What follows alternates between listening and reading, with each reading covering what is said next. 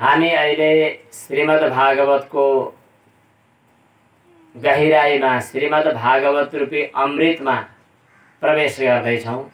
सर्वप्रथम त अरु पुराण भन्दा श्रीमद् भागवत फरक छ। अरु पुराणले, अरु पूजा पाठले, अरु धर्मग्रन्थहरूले, अरु विधि विधानहरूले हामीलाई संसारमा धनी, सम्पन्न, समृद्ध कसरी बनाउने, मरेपछि स्वर्ग जाने व्यवस्था कसरी गर्ने, सुखी कसरी बनाउने, यस्ता यस्ता भौतिक कुराहरूको शिक्षा दिन्छ। धर्म अर्थात् धर्म गरेपछि पनि धन कमाउने, पूजा पाठ गरेर ग्रह शान्ति गर्ने, अनि दुःख नहोस्, छोराको अमेरिकातिर भिसा लागोस्, अनि चाहिँ त्यो घडेरी प्लटिङ गरेको फटाफट बिक्री होस्, सेयर लगानी गरेको चाहिँ माथि लागोस्, यस्ता यस्ता संकल्प गरेर यस्ता यस्ता मनमा भावना आयो भने कहिले कहिले त भ्रष्टाचार गरेको पैसो अख्तियारले झ्याप्पै पार्न थाल्यो। अब त्यो अख्तियारका आँखामा छारो हाल्नु पर्यो, लौ त गणेशजी यति लड्डु दिन्छु भनेर आजको यो मुद्दा मिलाइदिए, यस्तो पनि हुन्छ। यी अरू लौकिक व्यवहारका कुरा हुन्। अब भागवतमा खास त्यस्तो कुरो केही होइन है। भागवतमा चाहिँ आफूभित्र रहेको चेतनाको रूपमा कुन तत्त्व छ, कसले यो सृष्टि चलायो, अनि हामी कहाँबाट आएका, अन्तिममा हामी कहाँ जाने, अनि जानुपर्ने कहाँ, अल्मलिएका कहाँ हो, यस्तो कुरा चाहिँ यहाँ भागवतमा आउँछ। त्यसैले भागवत अरूभन्दा फरक सबै छ। अनि त्यही विषय वासना खोज्नेहरू, धन सम्पत्ति, लौकिक व्यवहार, ग्रह शान्ति खोज्नेहरूलाई भागवतमा ठ्याक्कै खोजेको कुरा नपाइन पनि सक्छ। यो चाहिँ मोक्ष चाहने, शान्ति, आनन्द, परम आनन्द चाहने, सामान्य सुखको, विषय भोगको सुख आनन्द होइन, परम आनन्द चाहने व्यक्तिहरूका लागि भागवतमा केही कुरा छ। यहाँ के कुरा बताइएको छ, कस्ताले पढ्ने हो, के भए भागवतका लागि हामी योग्य हुन्छौँ भन्ने कुरा सुन्न भागवतको पहिलो स्कन्द। अब हामी भागवतभित्र प्रवेश गरौँ। 12वटा स्कन्द छन्। यी 12वटा स्कन्धहरू भागवत रूपी भगवानका एक एक अङ्गहरू हुन् भन्ने पनि छ। यो भागवत रूपी भगवानको प्रथम स्कन्द चाहिँ पाउ हो। 10म स्कन्धलाई हृदय भन्ने होला, 11 स्कन्धलाई मस्तिष्क भन्ने होला, 12 स्कन्धलाई ललाट भन्ने होला। त्यसो भन्ने हो भने भागवत रूपी भगवानको पाउ, भागवत रूपी भगवानको पाउको रूपमा यो प्रथम स्कन्द आएको छ। प्रथम स्कन्दमा 19 अध्याय छन्। भगवानका पाउमा 19वटा चिन्हहरू हुन्छन्। सञ्चिन्तयेत् भगवतश्चरणारविन्दं वज्राङ्कुशध्वज सरोरुहलाञ्छनाढ्यं वज्र, अंकुश, ध्वज, कमल, यव इत्यादि चिन्हहरू भगवानका चरणमा हुन्छन् भने जस्तै यो 19 अध्यायको प्रथम स्कन्ध भगवानको, भगवान रूपी, भागवत रूपी भगवानको चरण हो। यसलाई अधिकार स्कन्ध पनि भन्छन्। अधिकार, अधिकारी, अधिकारी भनेको हजुरहरूको त अधिकारै हो क्या, अधिकारी त्यसै भन्नुभयो। अधिकार प्राप्त गरेकालाई अधिकारी भन्छन्। थर लेखेर अधिकारी हुन्न अरे। अब अधिकार प्राप्त गर्न 3 किसिमका संसारमा मानिसहरू पाइन्छन्। एक थरी चाहिँ यसो फुर्सद भए भागवत भन्ने हो भन्ने, अरू काममा व्यस्त, हजुर मलाई त फुर्सदै छैन, यसो भेटौँ भनेर हो, अब कथा सुन्न फुर्सद छैन, अथवा सुने पनि एकैछिन अब त जानु पर्यो, फुर्सद छैन। किनभने अरू काम धन्दाबाट व्यस्त। अरू काम धन्दाबाट व्यस्त भएका मानिसहरूले पनि मौका मिलाएर भागवत सुन्छन्। यिनीहरू चाहिँ कान्छो क्वालिटीका, सबैभन्दा निम्न स्तरका चाहिँ अधिकारीहरू हुन्। त्यो कुरा देखाउनका लागि भागवतको सुरुमा सौनकादि ऋषि र सुतजीको कुरा आयो। उनीहरू चाहिँ यज्ञ कर्म गरिरहेका छन्। हजुरहरूले त यहाँ भागवतै लगाउनु भएको, तर यज्ञ गर्दा, अरू पूजा पाठ गर्दाखेरि फुर्सद मिलाएर भागवत गर्ने। बिहानदेखि बेलुकीसम्म स्वाहा स्वाहा गरेर पूजा गरिरहनु पर्ने यज्ञ थियो। हजारौं वर्षको यज्ञ भनिएको छ। सहस्र समम आसत, हजारौं वर्ष लाग्ने ठुलो यज्ञ, त्यसलाई सत्र भन्छन् हामी कहाँ। महायज्ञ भन्ने त किन हो थाहा छैन। यहाँ यो महायज्ञ भन्नु पर्दैन, यज्ञ मात्रै हो भने मैले। श्रीमद् भागवत ज्ञान महायज्ञ। महा किन भनिन्छ? मैले धेरैतिर सोधे पुछेको। महायज्ञ भनेको धेरै पैसा उठाउने उद्देश्यले गरेकालाई महायज्ञ भन्ने चलन रहेछ अचेल। हाम्रो महायज्ञ होइन, बरु पञ्चमहायज्ञ दिनदिनै घरमा गरिने, त्यो पैसा उठाउने उद्देश्य होइन। दिनदिनै 5वटा बलि वैश्वदेवसँग सम्बन्धित 5वटा यज्ञ गर्नुपर्छ, ती महायज्ञ हुन् भन्ने बरु कहीँ लेखेको छ। अहिलेको ठुलो यज्ञ होइन। त्यस्तो यज्ञलाई धेरै मानिस जम्मा भएर धेरै समय लागेर गरिने यज्ञलाई सत्र भनिन्छ। हजारौं वर्ष लाग्ने सत्रमा समावेश भएका, दीक्षित भएका ती पण्डितजीहरू, यजमानहरू जति थिए, ती सबैले फुर्सद मिलाएर, फुर्सद भएको बेला घरका दिदीबहिनीका, दाजुभाइका अनि विदेशका गफ के गरिरहनु, त्यतिखेर चाहिँ भागवतका कुरा उठाए। उनीहरूले सोधे, प्रश्न गरे, जिज्ञासा राखे। सहस्र सममासत, उनीहरूले यज्ञको अङ्गको रूपमा यज्ञबाट फुर्सद मिलाएर भागवत श्रवण गरे। उनीहरू चाहिँ निम्न कोटिका अधिकारी श्रोता र निम्न कोटिका अधिकारी वक्ता भए। अब दोस्रा वक्ता र श्रोताको कथा हामीले हिजो सुन्यौं। नारद मुनि र वेदव्यास। नारद मुनिलाई वेदव्यासलाई लोकोपकार गर्न भ्याइ नभ्याइ थियो। धेरै पुराणहरू, ग्रन्थहरू लेख्नुभयो, महाभारत पनि लेख्नुभयो, वेदको विभाग गरेर शाखा प्रशाखा बनाउनुभयो, आफ्ना धेरै चेलाहरूलाई पढाउनुभयो वेद। यस प्रकार लोकोपकारका लागि अत्यन्तै व्यस्त रहने वेदव्यास, तर लोकमा गर्नुपर्ने काम धेरै रहेछन्, शान्ति त मिलेन, मनमा छटपटी भइरह्यो। मैले जसका लागि, जेका लागि यति प्रयत्न गरिरहेको छु, यति पसिना चुहाइरहेको छु, यति मरिहत्ते गरिरहेको छु, आज मलाई शान्ति त छैन भनेर मनमा दिक्दारीको महसुस गर्दै हुनुहुन्छ। लोक व्यवहारबाट दिक्क मानेका व्यक्तिहरूका लागि श्रीमद् भागवत हो। अनि नारद मुनिको उपदेशले वेदव्यासले श्रीमद् भागवत श्रवण गर्नुभयो। त्यसकारणले पहिलो नम्बरका, मतलब हामीले पहिला भनेका जो निम्न कोटिका अधिकारी वक्ता श्रोता थिए, उनीहरू चाहिँ फुर्सद मिलाएर भागवत सुन्ने किसिमका थिए। दोस्रो चाहिँ लोक व्यवहारबाट विरक्त भएर, दिक्क मानेर अनि अशान्त भएर शान्तिका लागि भागवतको खोजी गर्ने वेदव्यास हुनुहुन्थ्यो। यस्ता किसिमका श्रोताहरू चाहिँ मध्यम कोटिका श्रोताहरू हुन्। अनि त्यसपछि नारद मुनि पनि वक्ता श्रोता। वक्ता नारद मुनि, श्रोता चाहिँ वेदव्यास। त्यसपछि त वेदव्यासले रचना गर्नुभएको। अब त्यसपछि चाहिँ उत्तम कोटिका वक्ता श्रोता ती हुन् जसले व्यवहार मतलब छैन अनि फुर्सद मिलाउनु पर्छ भन्ने छैन। मेरो जीवन नै भागवतको लागि, मैले मेरो जीवनमा भागवत सुन्ने भन्ने यही नै हो भनेर भागवतका लागि भागवत। अहिले भन्नेहरूले पनि दक्षिणाका लागि भन्दिने, सुन्नेहरूले पनि यसो एकपटक गरी हेरौँ न भनेर गर्ने, यो किसिमको जो छ नि, त्यति महत्त्व नदिएको परिस्थिति हो। मेरो लागि हो भन्ने ठानेर सर्वतोभावेन समर्पित भएर भागवत सुन्ने र भागवत भन्ने उत्तम कोटिका श्रोता वक्ता हुन्। तिनीहरूको प्रसङ्ग अब आइरहेको छ। राजा परीक्षित, जुन परीक्षितलाई 7 दिनभित्र सर्पले डस्छ भन्ने कुरा पक्का थाहा छ। त्यसपछि अब मलाई केही चाहिएन भनेर भागवत सुन्न तयार भएर बस्नु भएको छ। अनि सुकदेवजी महाराज पनि, जसलाई अरू घर गृहस्थी, परिवार, जागिर, फुर्सद, छुट्टी केही मिलाउन पर्दैन, सधैँ भागवतका लागि भागवत। त्यस्तो हुन पाए कस्तो हुन्थ्यो होला है। अहिले गएर भैँसीलाई घाँस हाल्नु पर्ने होला, अन्त के है, भैँसी पाल्ने चलनै छैन होला। के छ, जे होस्, फुर्सद मिलाउनु पर्ने बाध्यतामा छौँ। तर यहाँ अहिले उत्तम कोटिका वक्ता श्रोताहरू तिनलाई मानिएको छ जसले भागवतका लागि भागवत श्रवण गर्दछन्।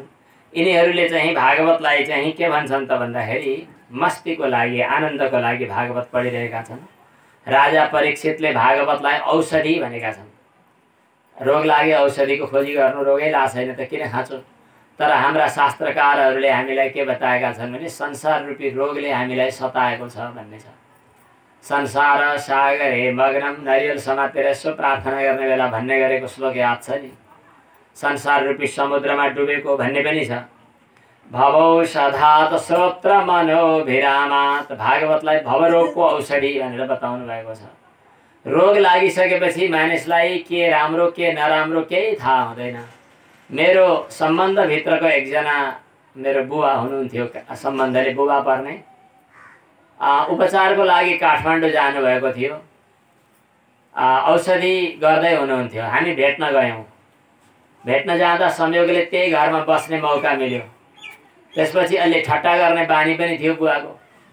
उहाँले चाहिँ खाना खाने बेलामा भन्दै हुनुहुन्थ्यो बुहारीलाई, ए बुहारी चाखेर दे है मलाई भन्नु। किन चाख्नु पर्यो? त्यहाँ नुन आएको छ कि छैन, मिठो भयो कि छैन, छ कि छैन, यो जिब्रोले केही पनि थाहा पाउँदैन। मलाई माटो खान दिए पनि हुन्छ, भात खान दिए पनि हुन्छ, मेरो जिब्रोमा कुनै स्वाद लिने शक्ति छैन। त्यसो भएर तैँले मिठो बनाएर दे है, मैले त चाखेर थाहा पाउँदिनँ, चर्को भए पनि थाहा पाउँदिनँ, मसिनो के अल्नु भए पनि थाहा पाउँदिनँ भने जस्तै हामी चाहिँ के हित हो के अहित हो भन्ने कुरा थाहा पाउन छोड्यौँ अहिले। किनभने हामीलाई संसार रूपी रोग लागेको छ। त्यस्तो शास्त्रकारहरूले भन्छन्। अब हामीले अनुभव गर्ने त कहिले हो, बिस्तारै थाहा पनि होला, अनुभव गर्नेले गर्नु पनि हुन्छ। जस्तै भगवानको भजन गर्नुपर्छ, भगवानको नाम जप गरिरहनुपर्छ, भगवानको कथा सुन्नुपर्छ, घरमा साँझ बिहान अलि बेर लाएर भजन कीर्तन गर्नुपर्छ। यो राम्रो कुरो हो नि, तर त्यतातिर मन लाग्दैन। हित के हो त्यो थाहा हुँदैन, अहित के हो त्यतैतिर। त्यो मोबाइलमा घोप्टी परेर बसिरहनु त मेरो लागि फाइदा छैन भन्ने कुरो नि अलिअलि त सुने होला, तर पनि त्यही गर्न मन लाग्छ। अब अचेल त त्यस्तो यतातिर छैन होला। बानी बिग्रिसकेकाहरू मदिरापान गर्नुहुन्न भन्ने थाहा छ, चुरोटको बोक्रोमा लेखिदिया छ क्यान्सर लाग्ला है, तेरो फोक्सो मार्ला, खत्तम होला।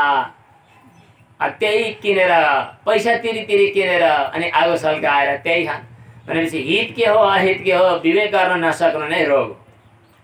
जसरी विषयको आसक्ति, त्यो चुरोटको आसक्तिले हित अहित थाहा नपाए जस्तै विषय भोगको आफ्ना जहान परिवार धन सम्पत्ति विदेश स्वदेश यी विषय भोगको आसक्तिमा रुमल्लिसकेपछि हामीलाई मेरो हित के हो अहित के हो भन्ने पनि थाहा हुँदैन। यो एक किसिमको रोग हो। विषयको आसक्तिलाई रोग भनेर मानेको छ शास्त्रमा। बिस्तारै अनुभव गरेपछि आफूलाई थाहा होला, नत्र थाहा हुँदैन। यो संसार रूपी रोगले पीडित भएका मानिसहरूलाई यो रोगबाट मुक्ति दिलाउनका लागि यो श्रीमद् भागवत एउटा औषधि हो। श्रीमद् भागवत सुन्ने बानी पर्यो भने, श्रीमद् भागवतको एक किसिमको व्यसन बानी अमल गर्यो भने, भागवत सुन्ने पढ्ने अमल गर्यो भने यसले रोगबाट मुक्ति त दिलाउँछ नै, आफ्नो दृष्टि पनि खोलिदिन्छ। संसार रोगेण बलीय साचिरम, संसार रूपी रोगले आक्रमण गरेको छ भने त्यसबाट मुक्त हुनका लागि यो भागवत औषधि समान छ।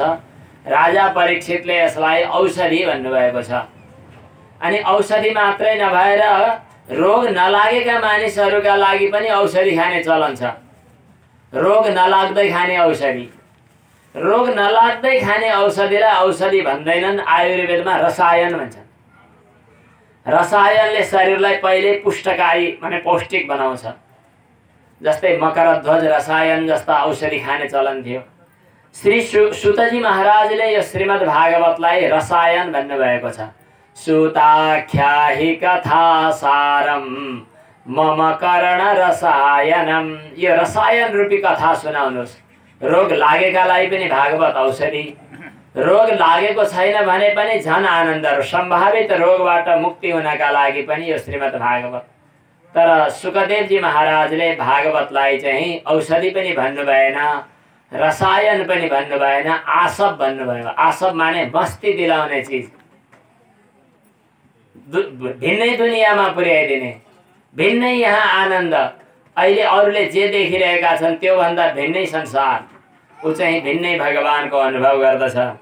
पपुर ज्ञानमयं सौम्य यन्मुखाम्बुरुहासवम्। यो श्रीमद् भागवत रूपी आसव पान गर्न उत्सुक र लालायित भइरहेका हुनुहुन्छ। अब हामी भागवतको उत्तम कोटिका वक्ता श्रोताहरू जो श्री सुखदेवजी महाराजले आसवको रूपमा भागवतलाई अनुभव गर्नुभएको छ। सुखदेवजी कसरी जानुभयो, राजा परीक्षितले किन भागवत सुन्नुभयो, परीक्षित को हुनुहुन्थ्यो भन्ने कथा चाहिँ अब सुरु हुन्छ। धेरै वेदान्तकै कुराहरूले पनि बुझिन्न, यहाँ आएका कथाहरूकै प्रसङ्ग छ, त्यही कथा नै अगाडि बढाउँ। यहाँ सुखदेवजी सुतजी के राजा परीक्षित चाहिँ 81 परीक्षित बन्नुभएको होइन, भागवत सुन्ने योग्य पात्र परीक्षित जन्मिनका लागि उहाँको वंश परम्पराको पनि आनुवंशिक शुद्धता थियो भनेर उल्लेख गरेको छ। उनको हजुरआमा द्रौपदी चाहिँ कस्तो एउटा उच्च विचारको छिन्। हिजो हामीले कथा भनिसक्यौँ। आफ्ना छोराहरूको टाउको काटिदिएको अश्वत्थामा प्रति उनी दयालु स्वभाव प्रकट गरेकी छन्। हिजोको कथामा आइसकेको छ। मलाई त आज दुःख पर्यो, मलाई शत्रुले आक्रमण गरे, तर यस्तो आक्रमण चाहिँ अरूलाई नहोस्। मेरो घरमा समस्या पर्यो, मेरा छोराहरू मारिए, तर त्यसको बदला मैले उसको छोरा मारिदिएँ भने अथवा मार्न प्रेरित गरेँ भने मेरो भित्र दया खोइ, मेरो भित्र त्यो ममता खोइ, त्यो त हुनु हुँदैन भनेर आफूलाई आइलाग्ने प्रति पनि उही ढङ्गले सकारात्मक भावबाट प्रतिबदला गर्ने, उसको भावना परिवर्तन गर्ने गरी प्रतिबदला गर्ने यस किसिमको भावना चाहिँ द्रौपदीमा देखिन्छ। द्रौपदीको चाहिँ कृपालुपन, दयालुपन त्यो वंश परम्पराको शुद्धता हो। आमाहरू संस्कारयुक्त हुनुभयो भने, आमाको हृदयभित्र सात्विक भावना छ भने, आमाले अरूको भलो चिताउनुहुन्छ भने सन्तानहरू सबैको भलो गर्ने खाले हुन्छन्। भित्रभित्र कैँची चलाउन खोज्ने आमाहरू हुनुभयो भने, भित्रभित्र अरूको कुभलो, भित्रभित्र भ्रष्टाचार भए पनि होस्, भित्रभित्र चाहिँ 2 नम्बरी धन्दा भए पनि होस्, भित्रभित्र यसो लुकीछिपी होस्, यो किसिमको भावना आमाहरूमा भयो भने सन्ततिमा त्यो संस्कार आउँदैन। द्रौपदीको भावनाबाट हामीले त्यो कुरा सिक्नुपर्छ। उनी महाभारत युद्धको कारण त हुन्, तर पनि उनी भित्र मातृत्व, उनी भित्रको उदारता, उनी भित्रको कोमल भाव प्रकट भइरहेको छ। यो चाहिँ द्रौपदीको विशेषता छ। अब त्यसपछि चाहिँ आमा उत्तराको कुरा आयो।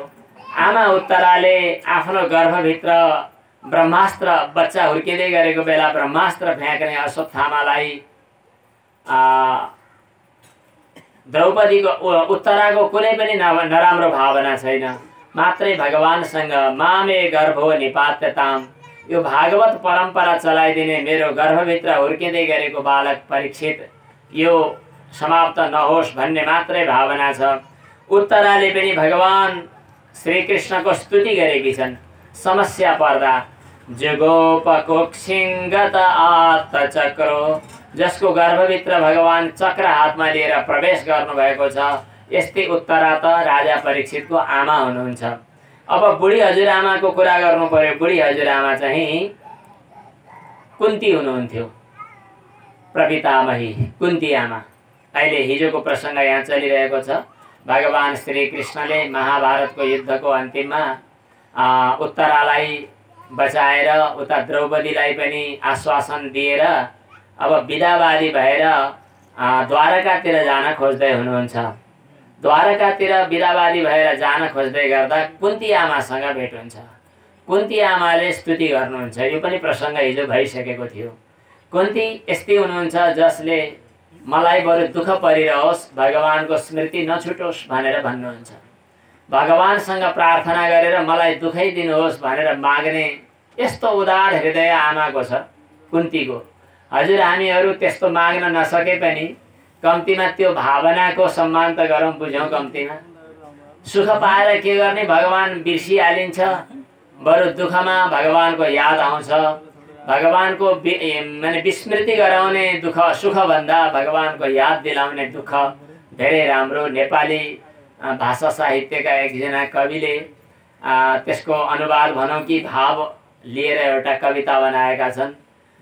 दुखीको घरमा मात्र तेरो बास हुने भए, हे ईश्वर दया राखी मलाई अझ दुःख दे। सुखी भएर भगवान बिर्सिन्छ भने त्यो सुख चाहिएन। गरिब हुँदा भगवान याद आउँछ भने बरु मलाई त्यो गरिबी स्वीकार छ, यस्तो भन्ने कुन्ती, यस्तो भन्ने भावना कुन्तीको भावना छ। अब यसपछि कुन्तीलाई पनि भगवानले आफ्नो मुस्कानले सान्त्वना दिनुभयो। त्यसपछि चाहिँ राजा युधिष्ठिर भएको ठाउँमा आउनुभयो। अब प्रसङ्ग आजको यहीँदेखिबाट सुरु भइरहेको छ। पृथयेत्थं कलपदैः परिणुताखिलोदयः मन्दं जहास वैकुण्ठो मोहयन् इव मायया। कुन्तीसँग यी मीठा कुराहरू गरेर भगवान श्रीकृष्ण मन्द मुस्कान छर्दै मुस्कुराउँदै त्यहाँबाट बिदा हुनुभयो र हस्तिनापुर आउनुभयो। अनि हस्तिनापुरमा आएर बिदा भएर द्वारकातिर जान खोज्दै गर्दा प्रेमणा राज्ञा निवारित, राजा युधिष्ठिरले बिदा दिन सक्नु भएन। राजा युधिष्ठिरको मनमा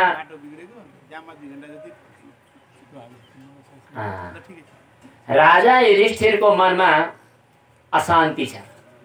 महाभारतको युद्ध भयो, युद्धमा शत्रुहरू सबै मरे। अब राज्य निष्कण्टक आफ्नो भयो, आफू राज्य सिंहासनमा बस्न पाइने भयो। शत्रुहरू छैनन् तर मनभित्र अशान्ति, एकदमै छटपटी। अर्जुनलाई त महाभारत युद्ध गर्नुभन्दा पहिल्यै वैराग्य आयो, अशान्ति आयो अनि गीता सुने। तर युधिष्ठिर महाराजलाई पहिला वैराग्य आएन, पछि चाहिँ हुनु भइसक्यो, शत्रु मरिसके। को शत्रु भन्ने र आफ्नै दाजुभाइ, ठुलाबा, कान्छाबा, ससुरा, मामा, हजुरबा, गुरु, बुढा हजुरबा, यी सबै आफन्तहरू मरेर तिनीहरूको रगतले मुछिएको राज्य गर्न धिक्कार हो मलाई। के काम यस्तो? अहो मे पश्यता ज्ञानं हृदि रूढं दुरात्मनः पारक्यस्यैव देहस्य बाह्योमेक्षौ हिणिर्हता। म कति अज्ञानमा जकडिएछु, जसको कारणले गर्दा यो शरीर, यो अनात्मा शरीर, जुन शरीर त फ्याँकिदियो भने कि कुकुरले तान्लान्, कि स्यालले घिसार्ला, कि गिद्धले खाला, कि चाहिँ डढेर खरानी होला, यस्तो यो शरीरको भोगका लागि भनेर यत्रा यत्रा अक्षौहिणी सेनाहरू मार्नु धिक्कार हो मलाई। मैले जुन पाप गरेँ नि मेरो स्वार्थको लागि भनेर, त्यो पाप पखाल्नलाई धेरै यज्ञ गरेर पनि मैले पखाल्न सक्दिनँ जस्तो लाग्छ। यहाँ यस प्रसङ्गमा एउटा रमाइलो कुरा आएको छ। जसरी मदिराले पखालेर चोखो हुँदैन, मदिराको भाँडो मदिराले पखालेर चोखो हुँदैन, रक्सीको भाँडो पखालेर रक्सीले चोखो हुँदैन, त्यसै गरी यत्रा मान्छे मार्ने पहिला,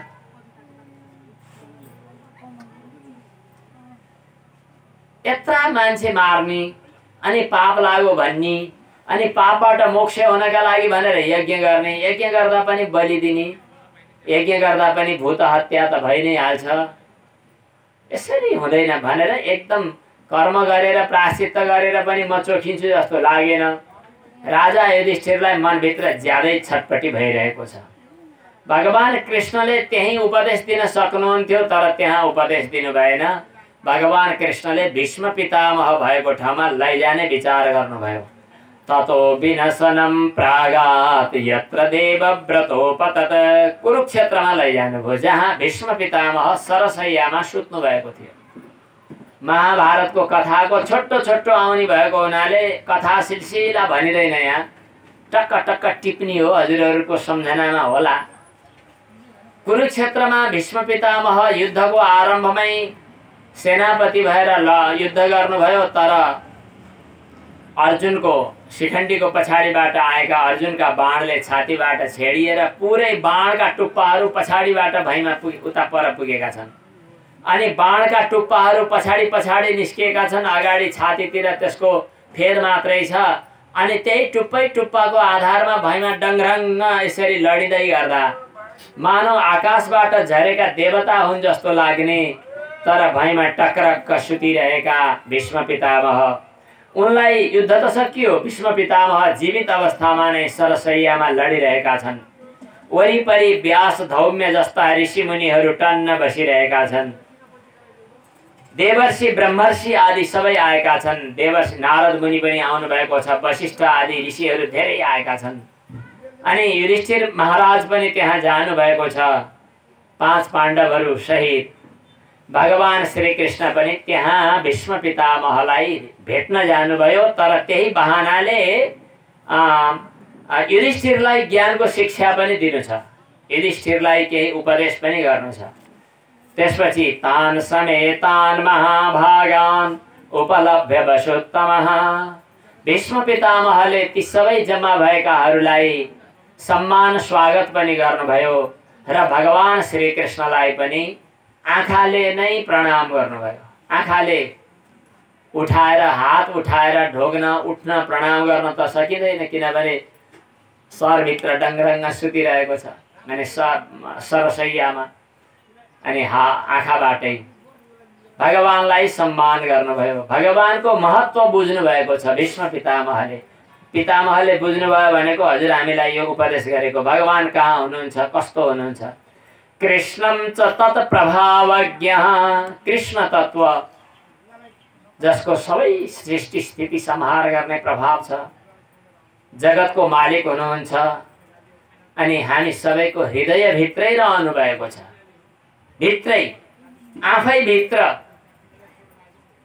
आँखा चिम्लेर, भित्रको ढोका खोलेर, अन्तःकरण भित्र यदि हामी प्रवेश गर्यौं भने त्यही एउटा प्रकाश, त्यही एउटा ज्योति, त्यही एउटा चेतना, त्यही एउटा पूर्ण आनन्दको रूपमा भगवान हुनुहुन्छ। त्यही परम तत्व नै श्री कृष्ण हो, त्यही परम तत्व नै श्री राम हो। हृदिस्थं पूजयामास, हामी सबैको हृदयभित्र भएको भगवानलाई पूजा गर्नुभयो। हजुरहरूले कहाँ मन्दिरमा गएर मन्दिरभित्रको भगवानलाई पूजा गर्नुहुन्छ कि आफूभित्रको भगवानलाई? मन्दिरभित्रको भगवानलाई हो नि पूजा गर्ने त। चन्दन अक्षता लिएर गएर, के चन्दन अक्षता यहाँ खानुहुन्छ त? होइन, भनेपछि त मन्दिरभित्रकै भगवानलाई हो, होइन? तर एउटा कुरा सोध्छु मैले, धेरैजनालाई सोधिसकेँ, हजुरहरूलाई पनि सोध्ने हो। त्यो मन्दिरमा गएपछि सायद आमाले, सासूहरूले अथवा हजुरबुवाले, बुवाले कसैले सानोमा लिएर जानुभयो होला मन्दिरमा। जाँदा चप्पल उता राख भनेर सिकाउनु भयो, राखेको। अनि घुम्नुपर्छ भन्नुभयो, अनि घुम्न थाल्दा उल्टो घुम्या भए त्यता होइन यताबाट घुम्ने हो भनेर सिकाउनु भयो। अनि पानी खन्याउने नि सिकाउनु भयो होला, हजुरहरूले मूर्तिमाथि पानी खन्याउने, चन्दन अक्षता थुपार्ने गर्नुहुन्छ, त्यो पनि सिकाउनु भयो होला कसैले। अनि त्यसपछि मैले पशुपतिनाथमा गएका धेरै मान्छेलाई सबैले उता भगवान पशुपतितिर हेर्छन्, म यतातिर फर्केर हेर्छु। त्यहाँ मन्दिरमा गएर भगवानको दर्शन गर्ने बेला आँखा चिम्लिनुहुन्छ कि चिम्लिनुहुन्न? कसले सिकायो? अब भगवानलाई हेरेर ल नमस्कार गर भनेको त सिकाएकै हो, तर अब आँखा चिम्ली भनेर कसैले सिकाएको छैन, तर चिम्लिनुहुन्छ। त्यो के गरेको त? यहाँभित्र त मैले पत्तो लगाउन त सकिनँ, त्यसकारणले अगाडि म मूर्तिको पूजाका लागि आएको छु।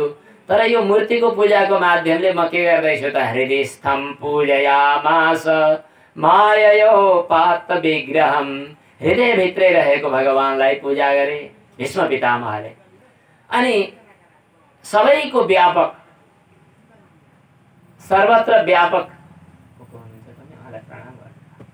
सबैका व्यापक, सबैतिर व्याप्त भएका भगवान जो हृदयभित्रै हुनुहुन्छ, त्यस्तो भगवानले कहिले कहिले आफ्नो इच्छाले, भगवानको इच्छालाई नै यहाँ माया भनेको छ। भगवानको इच्छाले भगवान फेरि हामी जस्तै बनेर शरीरधारी भएर बाहिर पनि देखा पर्दिनुहुन्छ कहिले कहिले।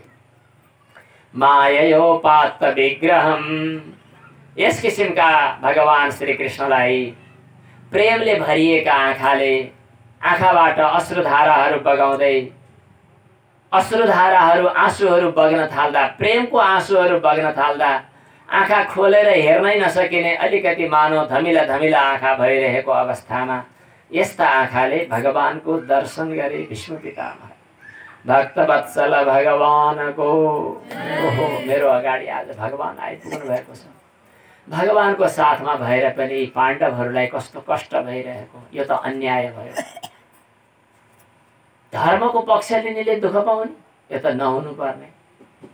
अधर्मको पक्ष लिनेहरू बरु गम्मागम्मी भएको देखिन्छ, धर्मको पक्ष लिनेहरूले दुःख पाएको देखिन्छ, यो त अन्याय भयो भीष्म पितामहले भनेको। अनि भीष्म पितामहले भन्नुभयो होइन, न्याय अन्याय छुट्याउने मेरो चाहिँ अधिकार होइन। यो सबै महाकाल भगवानको इच्छाले चलेको कालले समयले बनाउँछ। आज एकछिन दुःख पायो भनेर के भन्नु, भोलि केका लागि आज दुःख पाएको, आज के हुँदैछ त्यसले भोलि के हुने हो के थाहै नपाएकाले धेरै बोल्न मिल्छ? मिल्दैन नि। सर्वं कालकृतं मन्ये भवतां च यदप्रियं। यो सबै महाकाल भगवानको लीला हो। भगवानले के गराउँछ, के गराउन चाहन्छ भन्ने कुरा हामीले बुझ्नै सक्दैनौँ।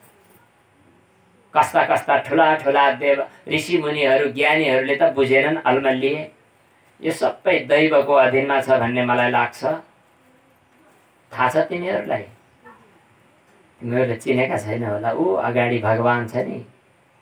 ए सबै भगवान साक्षात्। भीष्म पितामहले आँखाबाट अश्रुधाराहरू बगाउँदै भगवानको याद गर्दै भन्नुहुन्छ पाण्डवहरूलाई, युधिष्ठिर भीम अर्जुनलाई भीष्म पितामह भन्दै हुनुहुन्छ, यी अगाडि तिमीहरूले जसलाई मामा छोरा भनेर जान्यौ, यी त साक्षात् आदिपुरुष भगवान नारायण श्री कृष्ण हुन्। ये सबै भगवान साक्षात् आद्यो नारायणः पुमान् मोहयन् मायया लोकम गूढश्चरति वृष्णिषु। आफ्नै मायाद्वारा दुनियाँलाई मोहित बनाउँदै गुप्त रूपमा वृष्णिवंशी कृष्ण बनेर यहाँ घुम्दै हुनुहुन्छ। यी भगवान श्रीकृष्णको महिमालाई देवताहरूले अलिअलि बुझेका होलान्, साक्षात् भगवानले बुझ्नुहुन्छ। देवर्षि नारद मुनिले केही बुझ्नुहुन्छ? तिमीहरूले के बुझ्नु? तिमीहरूले त आफ्नो ड्राइभर बनायौ, कहिले समाचार लिएर जाने सारथी हुलाकी बनायौ, कहिले साथी भन्यौ, कहिले आफ्ना आफन्त ठान्यौ, नातेदार भन्यौ। अहिले तिमीहरूको नाताभित्र जन्मिएर आएको यो कृष्ण पूर्ण ब्रह्म परम आत्मा, सबैको अन्तर्यामी, सृष्टिको मूल कारण परम ईश्वर परमात्मा हुनुहुन्छ। परमात्माको एउटा संविधान कानुन न्याय छ। कसैलाई पक्षपात गर्ने भगवानको चाहना हुँदैन, तर पनि विशेष भक्तहरूमाथि भगवानले दया गर्नुहुन्छ। भगवान दयालु हो कि न्यायकारी हो, यस विषयमा खूब छलफल हुन्छ। दार्शनिक भनाउँदाहरू ठुला बडा पढे लेखेकाहरूका बीचमा छलफल हुन्छ। भगवान न्यायकारी हो कि भगवान दयालु हो? भगवानले न्याय गर्छ भने जसले जस्तो गर्यो त्यस्तै गर्छ त हामीले भगवानको भक्ति किन गरिरहने? भगवान न्यायकारी हो भन्ने पक्ष होइन। हामीले भक्ति गर्दा भगवान हामीलाई कृपा गर्नुहुन्छ, यो भगवानकै संविधानभित्र पर्छ। भगवान दयालु पनि हुनुहुन्छ भन्ने कुरा फेरि अर्को पक्ष छ। भीष्म पितामहले भन्नुहुन्छ भगवान सबैको लागि समदर्शी हो, तर पनि मेरो भगवान कति दयालु छ भन्ने कुराको उदाहरण आज यही देखिरहेको छ। म मर्न लागेको बुढो उठेर जान सक्दिनँ भगवानको भजन गर्न, भगवानको मन्दिरमा जान, भगवानको दर्शन गर्न म सक्दिनँ, प्राण त्याग्दैछु, अब मर्ने हो म। यस्तो अवस्थामा मलाई दर्शन दिन साक्षात् भगवान यही टुप्लुकै अगाडि आइपुग्नु भएको छ। मेरो भगवान कति दयालु, भक्त वत्सल भगवानको यन्मे सुनस्त्यजतः साक्षात् कृष्णो दर्शनमागतः। प्राण त्याग्दै गर्दा मलाई दर्शन दिन भगवान आउनु भएको छ। जुन भगवानलाई भक्तिद्वारा मन समर्पण गरेर, जुन भगवानको नाम संकीर्तन गरेर शरीर त्याग्दै गर्दा योगी अब शरीरका वासनाका जन्जालबाट सधैँको लागि मुक्त हुन्छ। भक्त्यावेश्य मनो यस्मिन् भाचायन् नाम कीर्तयन् त्यजन् कलेवरं योगी मुच्यते काम कर्मभिः। भीष्म पितामह भन्नुहुन्छ, हे भगवान, हे कृष्ण, हजुरले धेरै जन्म हामीलाई पर्खाउनु भयो। हामीले कहिले भगवानको दर्शन मिल्ला भन्यौं, धेरै जन्म बितायौं, तर आजसम्म हजुरको साक्षात्कार हुन पाएको थिएन। आज हजुरको साक्षात्कार भएको छ। हजुरले एकछिन पर्खिनु पर्छ। भगवानलाई पर्खाउने साहस छ भीष्म पितामहमा, भगवानका भक्तमा। भक्तले जे भन्यो भगवान त्यो मान्नुहुन्छ। सदेव देवो भगवान प्रतीक्षताम् कलेवरं यावदिदं हिनम्यहम्। जब म यो शरीर त्याग्दैछु त्यतिखेरसम्म हजुर पर्खिनुहोस्। ठुस्स परेर बस्ने होइन नि, त्यहाँ फेरि मुस्कुराउनु पर्छ। प्रसन्न हासारुणलोचनोल्लसत् मुखाम्बुजो ध्यान पथश्चतुर्भुजः। चार हात भएका, मन्द मन्द मुस्कान गर्दै गरेका श्याम सुन्दर भगवान, मैले ध्यान गर्दैछु, मेरो ध्यानको अगाडि बसिदिनु पर्छ हजुर। अब भीष्म पितामहले त आँखा चिम्लेलान् जस्तो छ। भगवान कृष्णले विचार गर्नुभयो, यो युधिष्ठिरलाई सम्झाउनु पर्छ। मैले सम्झाएर हुँदैन यिनलाई, भीष्म पितामहले सम्झाउने हो। त्यसपछि युधिष्ठिर महाराजलाई कोट्याएर भगवान कृष्णले भन्नुभयो कि सोध्नु ज्ञानका कुराहरू, धर्मको रहस्य सोध्नु। भगवानको प्रेरणा थियो, युधिष्ठिरले सोधे। भगवानले भन्नुभयो, युधिष्ठिर राज्य सिंहासनमा बस्दिन भन्छन् नि, किन हो? पाप लाग्छ भन्छन्, डर लाग्छ भन्छन्। भगवान कृष्णको प्रेरणापछि भीष्म पितामहले धर्मको नीतिको उपदेश दिनुभयो। हामीले जेलाई धर्म ठान्छौँ, धर्म फरक हुन सक्छ है, एउटै कुरा हुँदैन। धर्म मानिसको परिस्थिति अनुसार धर्म फरक। यसको मतलब भिन्न भिन्न धर्म भनेको अहिले बुझ्ने धर्म जस्तो भिन्न भिन्न धर्म होइन नि। फेरि के धर्म धर्म भनेर जनगणनामा धर्म लेख्छन् नि, त्यो होइन, गलत हो। पुरै बिल्कुल उल्टो उल्टो उल्टो काम गरे। त्यस दृष्टिले त धर्म त एउटै हो। यहाँ त आफ्नो कर्तव्य भन्ने अर्थमा वृद्ध मानिस, युवा मानिस, बालक, स्त्री, पुरुष, योद्धा, सैनिक, अनि कृषक, शिक्षक, कर्मचारी, अलग अलग व्यक्तिको अलग अलग कर्तव्य हुन्छ। त्यो कर्तव्य अनुसार उसलाई कतिपय कुराहरूमा तलमाथि फरक फरक नियमहरू हुन्छन्। यी सबै कुराहरूलाई छुट्याएर धर्मको उपदेश दिनुभयो। मोक्ष धर्म, राजधर्म, स्त्री धर्म, आपद धर्म यो महाभारतको शान्ति पर्वमा आएको छ। पहिले पहिले त हजुरबाहरू जसले केही पढेनन् भनेर हामी हेला गर्थ्यौँ, ती हजुरबाहरू महाभारत पढ्थे घरमा, हजुरआमाहरूले पनि पढ्थे। अबका आमाहरूले त पढ्दैनन्, अब डेडी मम्मीहरूले त पढ्ने कुरै आएन। झन् महाभारतमा धेरै नीतिका कुराहरू हुँदा रहेछन्। महाभारत एकपटक पढ्यो भने उसको दृष्टि पुरै फेरिन्छ धर्मको कर्तव्यको शिक्षाको लागि। तर राजनीति पनि छ त्यहाँ, समाजका अरू विभिन्न नीतिहरू छन्। तर यहाँ अहिले भीष्म पितामहले युधिष्ठिरलाई बताउनु भएका धर्मलाई दुई भागमा बाँड्न सकिन्छ। एउटा वैराग्य धर्म, वैराग्योपाधिक धर्म र एउटा रागोपाधिक धर्म। त्यो भनेको के हो भने संसार, व्यवहार, प्रवृत्ति, प्रपञ्च यो चाहियो भन्ने धर्म चाहिँ प्रवृत्ति धर्म। अनि निवृत्ति भनेको चाहिँ सबै छोडेर भगवानको मात्रै भजन गर्ने, भगवानको मात्रै शरणमा जाने भन्ने धर्मलाई निवृत्ति धर्म। यी दुईटै धर्महरूको पनि उपदेश दिनुभयो भीष्म पितामहले। उपदेश दिँदा दिँदा योगीहरूले प्रतीक्षा गरिने उत्तरायणको समय आइपुग्यो। अनि भीष्म पितामहले भन्नुभयो, मेरो साहित्य गर्ने बेला भयो, म अब बोल्दिनँ। योगीहरूको यस्तो पारा हुँदो रहेछ। अहिले जान्न जान्न भन्दा भन्दै लान्छ कालले भनेर गीत गाउँछन्, भजन गाउँछन् अचेल। जान्न जान्न भन्दा भन्दै लान्छ अरे भन्छन् अचेल। तर योगीहरूले जान्ने, थाहा पाउनेहरूले थाहा पाउँछन्। अब जानी हो, म जीवित छँदैखेरि जाने तयारी, जाँदै गर्दा जीवनको तयारी। यस्तो उल्टो उल्टो काम हुन्छ हाम्रो यो शास्त्रभित्र। बाँचेको बेलामा मृत्युको तयारी, मृत्यु हुँदै गर्दा जीवनको तयारी। बुझिन्छ, यस्तो नौलो नौलो कुरो आउँछ। भीष्म पितामहले मेरो साहिद गर्ने बेला भयो भन्नुहुन्छ। पात्रो हेरेर हजुरहरूको बिहे व्रतबन्धका अनि भात खुवाइका के पात्रो। अहिले मोबाइल चलेपछि यति हैरान परिन्छ। नत्र त पहिले दिन हेराउनका लागि मान्छे आउनु पर्थ्यो, भेटघाट हुनु पर्थ्यो, अनि नमस्कार गर्नु पर्थ्यो, एकछिन बस्नु पर्थ्यो, अनि बल्ल पात्रो हेरेपछि त्यो पात्रो हेराएको महत्त्व थियो। फोन हेलो यहाँ साइड गर्नु थियो, गृह प्रवेश गर्नु थियो, पात्रो मानव त्यहाँ हिँड्दा हिँड्दै जङ्गम थाहा पाउँ अनि छैन अहिले होइन हेरिदिइराख्नु न त्यहाँ, म फेरि भरे गर्छु, आफूलाई फुर्सद छैन कता हैरान। आजसम्म पात्रो हेर्ने मान्छेहरूले मलाई मर्नु थियो, मर्न दिन हेरिदिनुहोस् न भनेर भनेको चाहिँ छैन। तर योगीहरूले चाहिँ यो पात्रो हेरेरै मर्छन्। कुन बाटोबाट कुन समयमा जाँदा बिचमा अलमल गर्नु पर्दैन। जाने बाटो दुईटा हुँदो रहेछन्, एउटा उत्तरायण बाटो, एउटा दक्षिणायन बाटो। फर्किने किसिमको कर्म गरेको छ, स्वर्ग आदि गएर अलि दिन भोग गरेर अनि फेरि फर्किने यता आउने विचार छ भने अचेल अमेरिका जानेहरू कोही फर्किने गरी, कोही चाहिँ उतै बिहार लिएर उतै स्थायी पर्मानेन्ट बसोबास गर्ने गरी जान्छन्। त्यस्तै जस्तो स्वर्ग आदि लोकमा जानेहरू फर्किएर आउनेहरू दक्षिणायन मार्गबाट जान्छन्। तिनीहरू दक्षिणायनको समयमा मर्दा पनि हुन्छ। दक्षिणायन भनेको चाहिँ यो असार साउनदेखि लिएर पुससम्मको समय।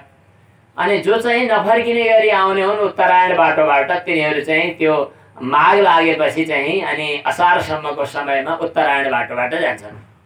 त्यसै गरी दिनको समयमा र रात्रिको समयमा मर्नुको पनि फरक रहेछ। कृष्ण पक्ष र शुक्ल पक्षमा मर्नुको पनि फरक रहेछ। शुक्ल पक्ष अनि दिउँसो अनि उत्तरायण मार्ग, उत्तरायणको समयमा मर्यो भने जाने, मर्यो भन्दैन यसलाई, शरीर त्याग्यो भने अनि जाँदाखेरि उत्तरायण बाटोबाट जाने तयारी गरेकाहरू अल्मलिनु पर्दैन। यही समय आयो भनेपछि भीष्म पितामहले ल अब मेरो समय भयो भनेपछि म अब भगवानको स्तुति गर्छु भनेर पुरस्थिते मिलित दृग् व्यधारयत। अब बाणी बन्द गरे भीष्म पितामहले अनि आसक्ति मनको पुरै त्यागिदिए। गर्मी भयो, कपडा झिकेर उता राखे जस्तै। मलाई यो मन झ्याउ लाग्यो, मनको चाहिँ झन्झट झमेला, मनका चाहिँ के भन्छ त्यो वासना संस्कार कुसंस्कारहरूको पत्र यसलाई फ्याँकिदिन्छु भनेपछि आसक्तिलाई खोलेर उता भोटो फाले गरी खोलेर फाल्न मिल्ने अभ्यास योगी साधकहरूले गर्छ। भक्ति साधनामा लाग्नेहरूले गर्न सक्छन्। यो चित्त चाहियो, मन चाहियो भने लिएर आउने, केका लागि चाहियो त्यति काम गर्ने। चाहिएन, झन्झट लाग्यो भने चुप लाग्यो भने उता हड्काएर पठाइदिने। कसलाई? मनलाई।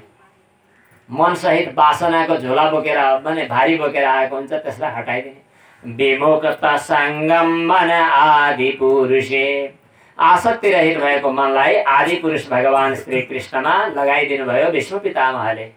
भगवान कृष्ण अगाडि हुनुहुन्थ्यो, पहेँलो पहेँलो कपडा ओढ्नु भएको थियो, 4 हात भएको हुनुहुन्छ यतिखेर भगवानको। कहीँ कहीँ घटनाक्रममा 4 हात भएको भगवान भन्ने आउँछ। अमिलित दृक्, आँखा नचिम्लिकन ट्वाल ट्वाल्ती हेर्या हेरै गरेर भगवान श्री कृष्णको दर्शन गर्नुभयो भीष्म पितामहले। भगवान कृष्णलाई देख्दैमा चित्त शुद्ध हुन्छ भन्ने छैन। कंसले नदेखेको होइन, रावणले नदेखेको होइन, तर भगवान नाम, भगवान प्रतिको समर्पण, भगवान प्रतिको धारणा, कस्तो धारणा? विशुद्ध धारणा चाहिन्छ। विशुद्धया धारणया हताशुभस्, सम्पूर्ण अशुभहरू नष्ट भइसकेका छन्। भगवानले जब पुर्लुक हेर्नु मात्रै भए थियो, शरीरको पीडा, शरीरमा ती बाणहरूले कोप्दाखेरिको कष्ट जो हो त्यो सबै नष्ट भइसकेको छ। निवृत्त, अब चित्तको चञ्चलता छैन, इन्द्रियहरू दौडधुप गर्दैनन्। एकाग्रतापूर्वक भगवानको स्तुति गर्दै निवृत्त सर्वेन्द्रिय वृत्ति विभ्रमस्तुष्टावजन्यम विसृजन जनार्दनम। भीष्म पितामहले भगवानको स्तुति गर्न थाल्नुभयो। इतिमति रूपकल्पिता वितृष्णा, भगवानको स्तुति गर्दा, भगवानको भेट गर्न जाँदा केही उपहार लिएर जानुपर्छ। हजुरहरूले स्याउ, केरा, सुन्तला अनि अचेल अलि कम भएछ, नत्र अबिर अनि त्यसपछि त्यो सिन्के धूप अचेल छुट्यो कि अलि कम भयो जस्तो लाग्छ। यस्तो यस्तो सामग्री लिएर जानुहुन्छ, यो त ठिकै छ। भीष्म पितामहले के लिएर जाने? यी तपाईँका होइनन्, पैसा तिरेर किनेका, पैसा पनि तपाईँको होइन। तपाईको जे हो त्यो मात्रै भगवानलाई उपहार लाग्छ, त्यो के हो त? भीष्म पितामहले भन्नुभयो मसँग एउटा धेरै लामो समयदेखि सँगै राखेको उपहार छ हजुरका लागि, भगवानका लागि। के छ त भन्दा बुद्धि, मति, बुद्धि रूपी उपहार मसँग छ, हजुरलाई म अर्पण गर्छु। इति मति रूप कल्पिता वितृष्णा। अनि तिम्रो बुद्धि त फोहोरी होला नि, गलत गलत विषय सम्झेर बसिरहेको फोहोरी सामग्री मलाई के भेट लाग्दैन भगवानले भन्नु होला। भीष्म पितामह भन्नुहुन्छ मेरो मनोवृत्ति, मेरो बुद्धि विषयमा आसक्त छैन, वितृष्णा, आसक्ति रहित छ। भगवती सात्वत पुङ्गवे विभुम्नि। सात्वत वंशीहरूमा श्रेष्ठ भएका भगवान विभु भगवानमा म यो समर्पण गर्दछु। भगवानले भन्नु होला कि मलाई तिम्रो बुद्धि के काम? हाम्रो बुद्धि भन्ने चिज के रहेछ भने नि हजुरहरूले सुन्नु भएको छ, बुझ्नु भएको छ, हामीसँग एउटा बुद्धि भन्ने, मन बुद्धि अहंकार बुद्धि भन्ने जो चिज छ यो चाहिँ समष्टिमा चाहिँ प्रकृति हो। समष्टि भनेको ईश्वरको समष्टि प्रकृति, त्यसलाई हामीले यहाँ बुद्धि भनेर बुझेका छौँ। यही बुद्धि नै हजुरले जब सृष्टि गर्न चाहनुहुन्छ त्यतिखेर हजुरलाई काम लाग्छ। स्वसुखम उपगते क्वचिद विहरतुम प्रकृतिमुपेयुषि यद भव प्रवाह। अनि भगवानमा बुद्धि के लाग्छ त? किन लाग्ने? बुद्धिले त जहिले पनि राम्रो कुराको खोजी गर्छ। भीष्म पितामह भन्नुहुन्छ संसारमा राम्रोको खोजी गर्दै जाँदा सबैभन्दा राम्रो हजुर बाहेक अरू केही मैले देखिनँ। मलाई राम्रोको खोजी गर्न मन लाग्यो। केलाई राम्रो भन्ने? असाध्य राम्रो भनेर एउटाले एउटालाई सामग्री सङ्कलन गरेर लिएर आयो। के चाहिँ राम्रो भन्ने? अलि दिनमा त्यो खत्तम। राम्री भनेर लिएर आएको, राम्रो भनेर लिएर आएको, युवा युवती उमेर अवस्थामा कति राम्रो भन्यो। दिनदिनै त्यो अलङ्कार श्रृङ्गार लिपस्टिक अथवा के भन्छ त्यो के हुन् दलमा अर्नको खाँचो छैन। जति धेरै वर्ष दल्यो त्यति झन् राम्रो हुनुपर्ने के हुन्छ? 50 वर्षसम्म दल्नेहरूको अनुहार हेर्दा कस्तो होला? भनेपछि राम्राको सीमा चाहिँ यो होइन रहेछ। राम्रो त त्यो हुनु पर्यो नि जो राम्रोको राम्रो भएको भई हुनु पर्यो। अहिले सुरुमा राम्रो, पछि गएर के हो एकदम नराम्रो। तर तिनै लोकमा ब्रह्माजीले सृष्टि गर्दा हरेक वस्तुहरू विषयहरू सृष्टि गर्दा यी 5वटा विषयको सृष्टि भन्छन्। शब्द, स्पर्श, रूप, रस, गन्ध। यसलाई तन्मात्रा पनि भन्छन्। शब्द तन्मात्रा, रूप तन्मात्रा, रस तन्मात्रा, स्पर्श तन्मात्रा। यी तन्मात्राको सृष्टि गर्दा कम्पनीले कहिले कहिले के गर्छ त भन्दा फ्याक्ट्रीमा वस्तुहरू उत्पादन गर्दा सबैभन्दा राम्रो चिजलाई नमुनाको रूपमा आफ्नै सोरुममा सजाएर राख्छ। अनि बजार मार्केटिङको लागि त्यो औँसी लगाए पूर्णिमामा फाट्ने किसिमको सामग्री बजार पठाइदिने, त्यसको ओरिजिनल उत्पादन चाहिँ आफूले सोरुममा राख्ने गर्छ। अहिले बजारमा चप्पल पाइएका यो एकदम खप्छ भन्यो भने कसैले किन्दैन रे। यो औँसीमा लाग्यो भने पूर्णिमामा फाट्छ भन्यो भने त्यो एकदम छिटो जान्छ, किनभने डिजाइन गइसकेको 2 पटक लगाएपछि त देखिनु हुँदैन। त्यसकारणले एकदम छिटो फाट्ने खाले चप्पल, छिटो फाट्ने खाले सामग्रीहरू यस्तो चाहिँ मन पर्न लागेको छ अरे अचेल भनेर भन्छन्। त भगवानले सृष्टि गर्दा हरेक सांसारिक पदार्थहरू, रूप, रस, गन्ध, स्पर्श, शब्द, जे जति राम्रा कुराहरू ब्रह्माजीले सृष्टि गर्दा त्यो अरू त लटरपटर चाहिँ दुनियाँमा गए राम्रो, अत्यन्तै राम्रो रूप तन्मात्रा, अत्यन्तै राम्रो रस तन्मात्रा, अत्यन्तै राम्रो शब्द तन्मात्रा जम्मा गरेको जो थियो शब्द, स्पर्श, रूप, रस, गन्धको समूह समवाय, त्यो चाहिँ भगवान श्रीकृष्णको दिव्य चिन्मय मूर्ति बनेछ। त्यसैले त भन्नुहुन्छ विष्णु पितामहले कि तिनै लोकमा हजुरको जस्तो सुन्दर रूप, हजुरको जस्तो सुन्दर शब्द, हजुरले बजाउनु भएको बाँसुरीको जस्तो मनमोहक सुन्दर आवाज, हजुरको चरणमा समर्पण गरेको तुलसीको गन्ध जस्तो सुन्दर गन्ध, हजुरको जस्तो सुन्दर आकृति अरू कुनै हुन सकेन। त्रिभुवन कमनम तमाल वर्णम। तिनै लोकमा सबैभन्दा सुन्दर स्वरूप हजुरको छ। हजुरको तमाल वर्ण जस्तै श्याम वर्ण छ। उदाउँदै गरेका सूर्यको किरण जस्तै चम्किलो वस्त्र लगाउनु भएको छ। अनि हजुरको मुहारमा यता केशबाट माथिबाट झरेका घुङ्री परेका केशहरू जहाँ अलिअलि परिश्रमका पसिनाहरू पनि छन्, कति सुहाएको। अनि त्यो रथको युद्धको बेलामा घोडाको टापबाट निस्किएको त्यो धुलोको कण गएर त्यहाँ बस्दा धुस्रे फुस्रे हुँदै गर्दा पनि कति शोभा भएको। मम निशित शरीर बपुरलकुलावृताननाब्जं विजय सखेर तिरस्तु मे नवद्या। यस्तो भगवान हजुरको चरणमा मेरो प्रेम लागोस्। युधि तुरगरजो विधुम्र विश्वक कचलुलित श्रमवार्य अलङ्कृतास्ये मम निशित शरीर विभिद्यमान त्वचि विलसत् कवचेस्तु कृष्ण आत्मा। मेरा तिखा तिखा बाणहरूले हजुरका कवचमा प्रहार गरिरहेको छ। युद्ध भूमिमा हजुर अगाडि आइरहनु भएको छ। महाभारतको युद्धको क्रममा एकतिर पाण्डवको एकतिर कौरवको सेना बसिरहेको छ। रथम स्थापय मेच्युत, दुवै सेनाको बीचमा सेनयोरुभयोर मध्ये रथम स्थापय मेच्युत। अर्जुनले भने भगवान कृष्णले रथ बीचमा लैजानुभयो। अर्जुनको मनमा वैराग्य आयो। अर्जुनलाई भगवानले उपदेश दिनुभयो, यसरी गीताको उपदेश दिनुहुने, अर्जुनको अज्ञान नष्ट गरिदिनुहुने हजुरलाई मैले प्रेम गर्न सकूं। अनि हजुरको त्यो एउटा विचित्रको स्वभाव, आफ्नो प्रतिज्ञा पनि त्यागेर भक्तको प्रतिज्ञाको रक्षा गर्ने। भक्तले बोलेको चाहिँ कहिल्यै पनि फरक पार्न नदिने, आफ्नो प्रतिज्ञा बरु त्याग दिने। महाभारतको युद्ध हुनुभन्दा अगाडि यस्तो घटना घटेछ कि भगवान कृष्णले भन्नुभएछ म युद्ध के हतियार बिना युद्धमा उपस्थित हुनेछु। भीष्म पितामहले भन्नुभएछ कृष्णलाई हतियार लिन बाध्य बनाउनेछु। अब कृष्णले हतियार लिने कि नलिने त? लिएदेखि कृष्णको प्रतिज्ञा हानि हुने भयो, नलिएदेखि भीष्मको प्रतिज्ञा नष्ट हुने भयो। यो पहिलेको प्रतिज्ञा थियो। अनि युद्धको भूमिमा अर्जुनको सारथी बनेर भगवान कृष्ण अगाडि गइरहनु भएको थियो। भीष्म पितामहका कठोर बाणहरूले जब आथु बनाउन थाले, रथ धराशायी भयो, अर्जुन भैमा जान थाले, माने फस्न थाले, त्यतिखेर चाहिँ यो बुढालाई मार्छु म भन्दै रथको चक्का उठाएर भगवान कृष्णले चाहिँ मानौ सिंहलाई के हात्तीलाई झम्टिन सिंह आए चाहिँ गरिकन म माथि आक्रमण गर्न आउँदै हुनुहुन्थ्यो। स्वनिगममपहाय मत प्रतिज्ञां ऋतमधिकर्तुमवप्लुतो रथस्थः धृतरथ चरणोभ्ययाचलद्गुर् हरिरिवहन्तुमिभं गतोत्तरीयः। आफ्नो उत्तरीय कपडा पछाडि उड्दै गरिरहेको छ, चक्का लिएर भगवान आइरहनु भएको छ। भीष्म पितामहले भन्नुभयो मेरो प्रतिज्ञा सफल भयो। यस्तो हजुरको चरण कमलमा मेरो मन लागोस्।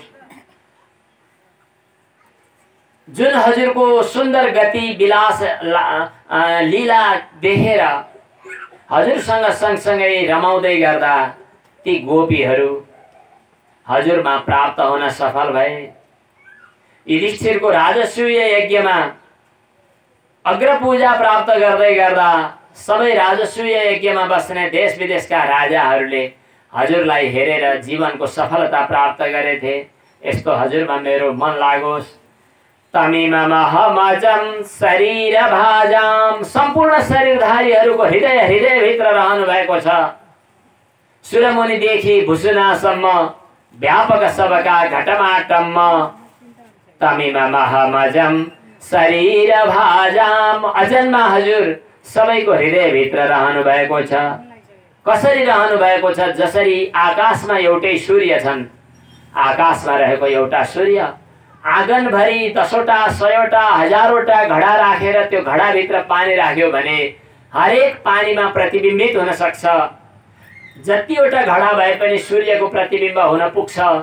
त्यसै गरी हजुर हामी जति खोल भिरेर हिँडेका जीवा भए पनि हामी भित्र उही परमात्माको चेतना प्रतिबिम्बित भइरहेको छ। हामी जति जीवात्माको खोल बनेर हिँडिरहेका छौँ सबै भित्र उही परमात्माको चेतना व्याप्त छ। सबैको हृदय भित्र यस प्रकार हजुर रहनु भएको छ।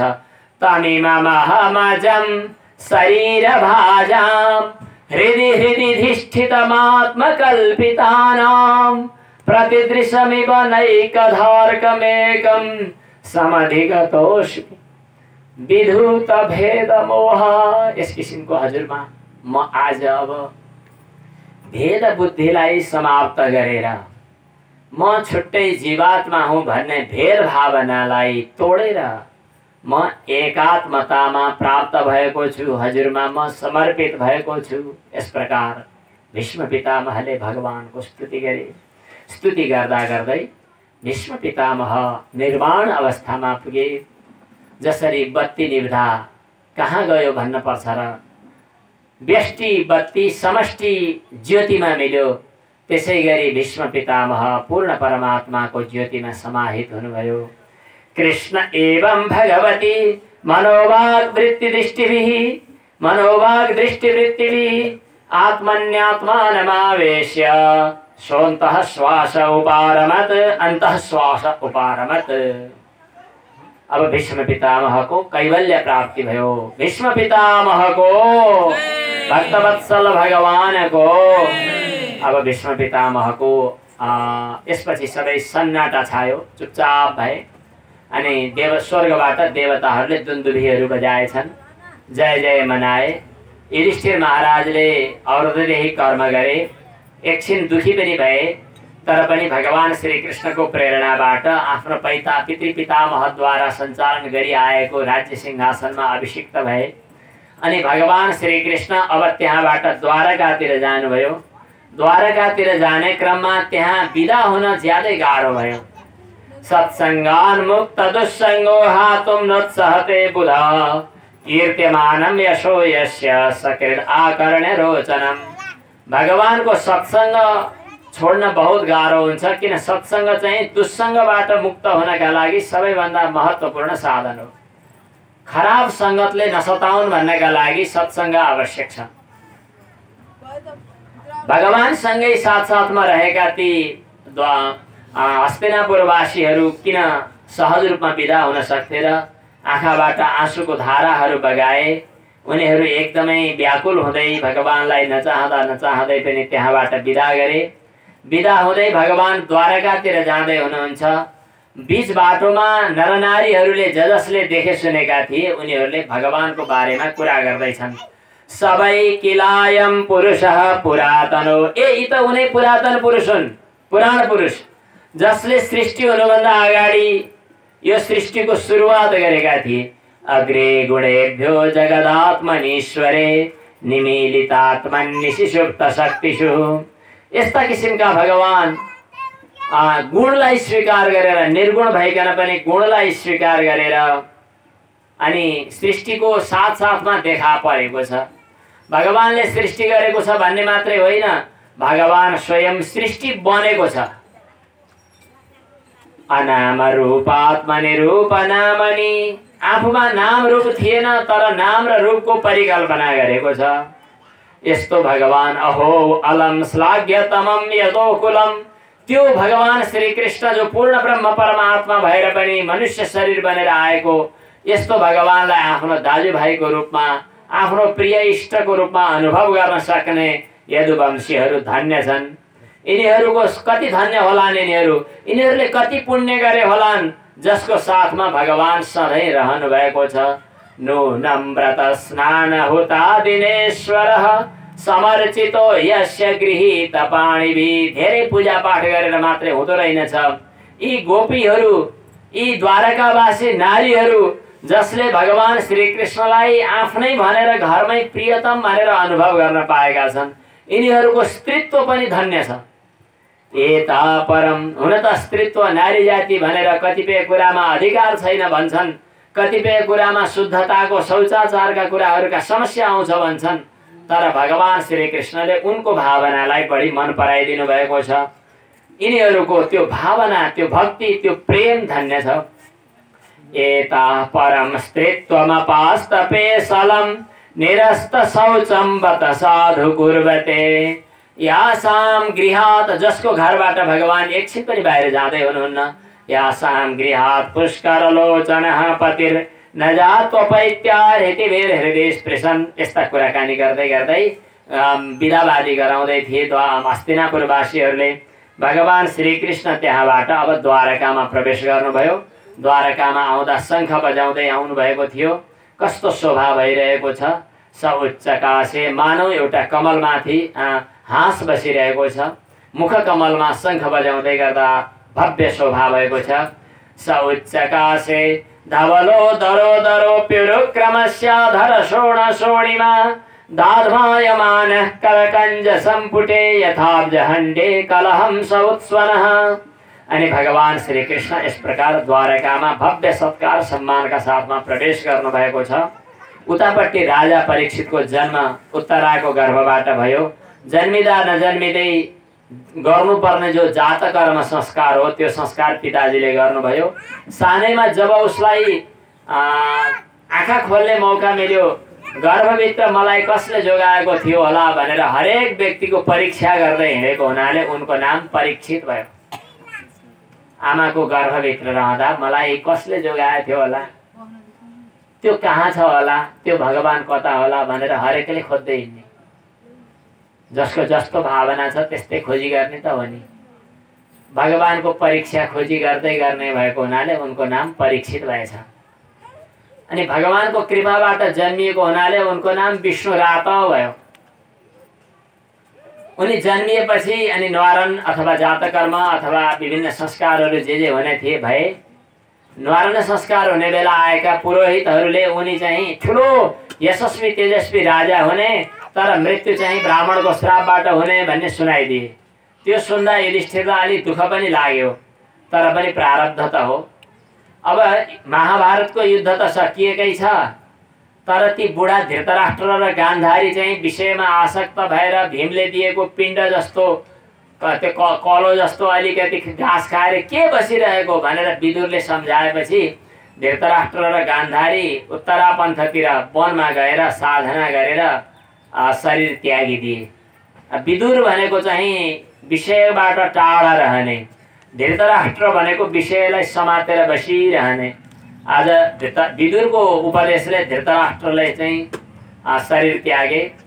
विज्ञान जितासनो जित श्वास, कसरी शरीर त्यागे त उनी घर छोडे। अब हामीले कसरी त्याग्ने, अब त बाध्यता होला, भेन्टिलेटरमा जानु नपरे हुन्थ्यो। तर पनि यहाँ के छ भने हाम्रो संस्कार के हाम्रो परम्परा सम्झिँदै त गरौँ। हाम्रा पुर्खाहरूको प्रचलन काशी गएर मर्ने भन्ने चलन थियो। पहिले पहिले देवघाटमा पनि धेरै कल्पवासीहरू बस्थे। कल्पवासी भनेको शरीर त्याग्नका लागि तीर्थस्थल रोजेर जाने। जहान परिवारको अल्छो भएर अनि जबरजस्ती वृद्धाश्रममा लगेर अरूले हाल्ने गरी होइन, आफै पहिले पहिले वृद्धाश्रममा जाने चलन थिएन। आफ्नो इच्छाले तीर्थमा गएर यहाँ पनि हिमालयको दक्षिण भागमा जहाँ गङ्गाजीका 7 धाराहरू छन्, स्रोतोभि सप्तभि यावै, त्यहाँ त्यस ठाउँमा गएर धृतराष्ट्रले बिहान बेलुकी स्नान गर्ने, हवन गर्ने, पानी मात्रै पिएर बस्ने, अनि आसनको अभ्यास गर्ने, प्राणायामको अभ्यास गर्ने। प्राणायामको अभ्यास गर्यो भने फोक्सो तगडो हुन्छ, भेन्टिलेटरमा जान पनि पर्दैन, सजिलै हुन्छ। अझै पनि सक्नेले प्राणायामको अभ्यास गर्दा धेरै राम्रो। जितासनो जित श्वास, आसनलाई जित्ने। हाम्रो निरन्तरको अभ्यास नभएको हुनाले अब आसनलाई जित्न गाह्रो भइरहेको छ। प्राणको पनि श्वास अभ्यास पहिलेदेखि गर्यो भने प्राण आफ्नो अधीनमा राख्न सकिन्छ। इन्द्रियको नियन्त्रण गर्ने पनि अभ्यास गर्ने, अनि भगवानको भावना गरेपछि विषयको चिन्तनको खटपटी चाहिँ बुढेसकालमा हुँदैन। अनि आफ्नो चेतनाको मूल स्रोत परमात्मा जो विज्ञान आत्मा हुनुहुन्छ, त्यो परमात्मा क्षेत्रज्ञमा आफूलाई लगेर जोडिदिने। अहङ्कारलाई बुद्धि सँगसँगै जोडेर क्षेत्रज्ञ आत्मामा लगेर जोडिदिने। अनि त्यसपछि त्यो क्षेत्रज्ञ आत्मालाई पनि ब्रह्ममा परमात्मामा महाकाशमा घटाकाशलाई मिलाइदिए गरी सबैको अधिष्ठान भएको पूर्ण ब्रह्म परमात्मामा मिलाइदिने। यो कथा भन्नुहुन्छ भने कथा पनि हो, वेदान्त भन्नुहुन्छ भने यो वेदान्त पनि हो। अब दुईटै कुरो एकैचोटि गर्न पर्या छ। विज्ञानात्मनि संयोज्य क्षेत्रज्ञे प्रविलाप्यतम् ब्रह्मण्यात्मानमाधारे घटाम्बरमिवाम्बरे ध्वस्त माया गुणोदरको इति गरिसकेपछि मायाका सम्पूर्ण गुणहरू चाहिँ ध्वस्त भएका छन्। सत्वगुण, रजोगुण, तमोगुण, यिनका विकारहरू सब समस्त समाप्त भए। कर्मका बन्धनहरू पनि टुटे। निर्वर्तिता खिलाहारः सम्पूर्ण विषयहरूको उपभोग गर्ने प्रक्रिया बन्द भयो। आस्ते स्थाणुरिवाचलः कूटस्थ स्थाणु स्थिर भएर उनी बसे। अनि यस्तै यस्तै गर्दा गर्दै उनले चाहिँ शरीर यसरी त्यागे भन्ने कुरा आएको छ। यो कुरा सुनिसकेपछि युधिष्ठिर महाराजलाई साह्रै चिन्ता लाग्यो। नारद मुनिबाट यो कुरा सुनिसकेपछि अनि जताततै अपशकुन भइरहेको छ, अलक्षण देखिन्छ, के भयो होला भनेर चिन्ता मान्दै हुनुहुन्थ्यो युधिष्ठिरजी। भगवान श्रीकृष्णलाई भेट्न भनेर द्वारकातिर गएका जब अर्जुन आए, आउँदाखेरि चाहिँ साह्रै अनुहार मलिन देखेर युधिष्ठिर महाराजले सोध्नुभयो, के भयो? अर्जुनले भने, भगवान श्रीकृष्णले पृथ्वी तल छोडेर आफ्नो धाम सवारी भयो। ओहो, भगवान बिना हामी अब यहाँ बसेर काम छैन भनेर कृष्ण विरहले व्यथित भएका पाण्डवहरूले आफ्नो राज्य सिंहासनमा आफ्ना उत्तराधिकारीलाई त्यही परीक्षितलाई चाहिँ स्थापित गरेर अब आफू चाहिँ उत्तरापन्थतिर गए। उत्तरापन्थतिर गएर कसरी शरीर त्यागे महाभारतको अन्यत्रको कथा भन्दा यहाँ फरक छ। यहाँ चाहिँ त त्यसै गरी वाचम जुहाव मनसी, वाणीलाई मनमा हवन गरिदिने। वाणीलाई मनमा हवन गरिदिने भनेको के हो त भन्दा मौन व्रतमा बस्ने। अनि मनलाई गएर प्राणमा समर्पण गरिदिने भनेको के हो त? प्राणायामद्वारा मनलाई नियन्त्रण गर्ने। अनि त्यसपछि प्राण र अपान दुईटैलाई तम पञ्चत्वे ह्यजो हवित। अनि यस प्रकार मृत्युलाई पनि शरीरमा विलीन गरिदिने। अनि यसपछि चाहिँ त्रिगुणात्मक प्रपञ्चलाई मूल प्रकृतिमा विलीन गरेर मूल प्रकृतिलाई पनि आत्मामा, आत्मालाई परमात्मामा विलीन गरिदिने। त्रित्वे हुत्वाथ पञ्चत्वं तच्चैकत्वे जुहोर्मुनिः सर्वमात्मन्यजुहवेत् ब्रह्मण्यात्मानमव्यये। परब्रह्ममा आफूलाई मिलाइदिने काम गरे युधिष्ठिर महाराजले। यही अवस्था देखेर अरू भाइहरूले पनि यस्तै यस्तै गरी शरीर परित्याग गरे। द्रौपदीले पनि भगवानमा याद गर्दै, भगवानमा स्मरण गर्दै आफ्नो शरीर परित्याग गरिन्। यस प्रकार पञ्च पाण्डवहरूको महाप्रस्थानपछि राजा परीक्षितले राज्य सिंहासनमा बसेर राज्य शासन गरिरहेका छन्। अनि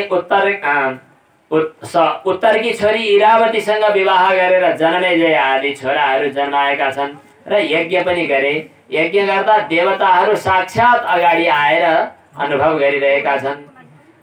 सारथ्य पारसद सेवन सख्य दौत्य वीरासनानुगमन स्तवन प्रणामान् स्निग्धेषु पाण्डुषु जगत प्रणतिं च विष्णोर् भक्तिं करोति नृपतिश्चरणारविन्दे। राजा परीक्षित जहाँ जहाँ जान्थे, जाँदाखेरि आफ्ना नातेदार भगवान कृष्ण भएको, आफ्ना हजुरबुवाको सारथी भगवान कृष्ण भएको, आफ्ना हजुरबुवाको सखा भगवान कृष्ण भएको, अनि भगवान कृष्णसँग सँगसँगै घटेका घटनाहरूको कथा कुराकानी सुनेर भगवान प्रति चित्त समर्पित हुन्थ्यो, हृदय द्रवित हुन्थ्यो, गदगद हुन्थ्यो, आँखाबाट आँसुधाराहरू बग्थे। अनि यो भावना भगवानमा समर्पित हुन्थ्यो। यही नै भगवानको भक्तिको प्रक्रिया थियो। यस्तै यस्तै अनुभव हुँदै गर्दा एक दिन कहीँ यात्रामा घुम्दै फिर्दै गर्दा एउटा अनौठो घटना देखे। कसले? राजा परीक्षितले। एउटा गोरु, जो गोरु चाहिँ तीनटा खुट्टा काटिएको अवस्थामा उभिएको छ। अनि नजिकै एउटा गाई छ। अनि गाई पनि एकदम आँखाबाट आँसु बगाइरहेकी छन्। त्यो गोरु पनि थर्र काँपेर एउटा खुट्टाले उभिरहेको छ। अनि त्यसपछि त्यो गोरुले भनिरहेको छ, के छ हाल खबर, तिमी ज्यादै मलिन भएकी छौ। त्यो गोरुले गाईलाई, तिमी किन चिन्ता मान्दैछौ? के मेरो यो अवस्था देखेर चिन्ता माने कि हो र तिमीले? यसरी चिन्ता मान्नु पर्दैन, तिम्रो के समस्या? अनि ती गाईले भन्दैछिन्, धर्मको रहस्य हजुरले बुझ्नुहुन्छ, हजुर त धर्म नै हुनुहुन्छ। हजुरका धेरैवटा पाउहरू छन्, ती धेरैवटा पाउ सहितको धर्म हजुर सत्यमा, शौचमा, दयामा, शान्ति, त्याग, सन्तोष, सरलता इत्यादि सद्गुणहरूमा धर्म टिकेको छ। धर्म परिवर्तन गर्ने भन्छ नि आजकल। सत्य धर्म भनेकै यही रहेछ है, सत्य त्याग्ने, शौच त्याग्ने, दया त्याग्ने, यो हो धर्म परिवर्तन। धर्म पालन भनेको के हो भन्दा सत्यव्रत, शुद्धता, पवित्रता, सहनशीलता, सन्तुष्ट हुन सिक्ने, सरलता सिक्ने, मनलाई इन्द्रियलाई नियन्त्रण गर्न सिक्ने, अनि ज्ञान वैराग्य ऐश्वर्यको अनुभव गर्न सिक्ने, यस्ता यस्ता गुणहरू जहाँ जहाँ रहन्छन् त्यहाँ भगवान पनि रहनुहुन्छ। धर्मको आधार यिनै हुन्। आज भगवान जब पृथ्वी तल छोडेर स्वधाम जानुभयो त्यसपछि हजुरलाई यो समस्या आइरहेको छ भनेर यसो कुराकानी गरिरहेको चाहिँ राजा परीक्षितले देख्नुभयो। अनि नजिकै नजिकै एउटा खुकुरी लिएको कालो कालो राजाको जस्तै मुकुट लगाएको मान्छे पनि उभिएको रहेछ। अनि त्यो गोरु चाहिँ एकदम खुट्टा कापी, एउटा खुट्टाले मात्रै टेकेको कापिरहेको, अनि गाई पनि आँखाबाट आँसु बगाइरहेको। यो देखेर गाई, गोरु र त्यो कालो कालो पुरुष, यी तीनटालाई देखेर अचम्म भयो। राजा परीक्षितलाई आश्चर्य लाग्यो। यसो विचार गरेर हेरेको, यी त अर्कै पो रहेछन् भन्ने कुरा थाहा भयो। यो गाई भनेको पृथ्वी रहेछन्, अनि यो गोरु भनेको धर्म रहेछ, अनि नजिकमा यो को हो? यो खुकुरी हातमा लिएर बसिरहेको छ। राजा हुँ झैँ गरी मुकुट बोकेर लिएर बसिरहेको छ। अनि राजा परीक्षितले चाहिँ कोस् त भनेर गाली गर्न थाल्नुभयो। मेरो राज्यमा मेरो शरणमा बस्ने सबैलाई अभय हुनुपर्छ, तर मेरो राज्यमा त आएर यहाँ यो गोरुको खुट्टो काट्ने त कोस्? कस्तो मत्सरले लोके बलाद हंस बलान बलि, त राजाको जस्तो वेशभूषा गरेर यहाँ आइरहेको छस्, अब त मरिस। अनि गोरुतिर फर्केर तिमीले चिन्ता नगर, अब म यहाँ शासकको रूपमा उपस्थित भइसकेको छु, बरु भन कसले काटेको खुट्टा? किन प्रमाणित त गर्नु पर्यो नि, शङ्का लाग्यो भन्दैमा भन्नु भएन।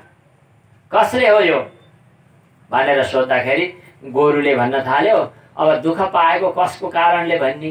कसैले प्रारब्ध भन्छन्, कसैले ग्रह लागेको भन्छन्, कसैले चाहिँ दैव के उल्टो दैव के बायाँ भएपछि कसको के लाग्छ र भन्छन्, कसैले आफ्नै स्वभाव हो भन्छन्। यो हजुरले स्वयं विचार गर्नुपर्दछ भनेपछि राजाको मनमा लाग्यो कि ओ धर्मको यस्तो रहस्य कुरा गर्ने भनेपछि पक्का धर्म हुन्। अनि तिम्रा यी चारवटा घोडाहरूमध्ये के रहेछन् त? चारवटा खुट्टा, तपस्या एउटा, तपस्या। अब गाईका गोरुका चारवटा खुट्टा भनेको धर्मका चार पाउ के रहेछन्? तपस्या, शुद्धता, शौच, अनि दया, अनि सत्य। कसैले सोधे भने के भन्ने, के राजा परीक्षितले जसलाई रक्षा गर्नुभएको थियो अथवा त्यो चाहिँ चारवटा तीनटा खुट्टा काटिएको भनेको तीनटा खुट्टा के हुन् त भन्दा धर्मका तीनटा खुट्टा भनेको तपस्या, तीनटा पाउ, शौच, दया र अनि चौथो चाहिँ सत्य। कलियुगमा चाहिँ तपस्या पनि डामाडोल भएछ, खुस्किएछ, कलियुगले काटिदियो नि। त्यो चाहिँ हतियार लिएर उभिने चाहिँ कलियुग रहेछ। अनि शुद्धता पनि कट्यो, दया पनि त्यस्तै हो। कलियुगमा पनि सत्य चाहिँ बाँकी छ। सत्यको आधारमा धर्म अहिले पनि टिकेको छ। अधर्मका तीन अंशहरू स्मय, सङ्ग र मद। स्मय भनेको घमण्ड, सङ्ग भनेको आसक्ति, मद भनेको मद भनेको अभिमान। यिनीहरूले चाहिँ यी धर्मका पाउहरूलाई नष्ट गरिदिएको रहेछ। गर्वको कारणले गर्दा, स्मयको कारणले गर्दाखेरि चाहिँ तपस्या खुस्कियो, आसक्तिको कारणले गर्दा शौच खुस्कियो, अनि मदको कारणले गर्दा दया खुस्कियो।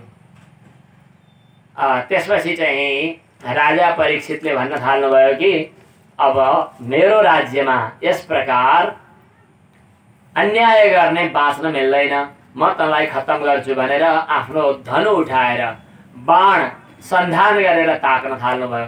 जब ताक्न थाल्नुभएको थियो, त्यो हातमा खुकुरी लिएको त्यो राजाको वेशभूषामा रहेको जो थियो त्यसले चाहिँ आफ्नो हातबाट हतियार भैँमा फ्याँक्यो। त्यसपछि भैँमा टक्रक्कै पसारिएर प्रणाम गर्यो।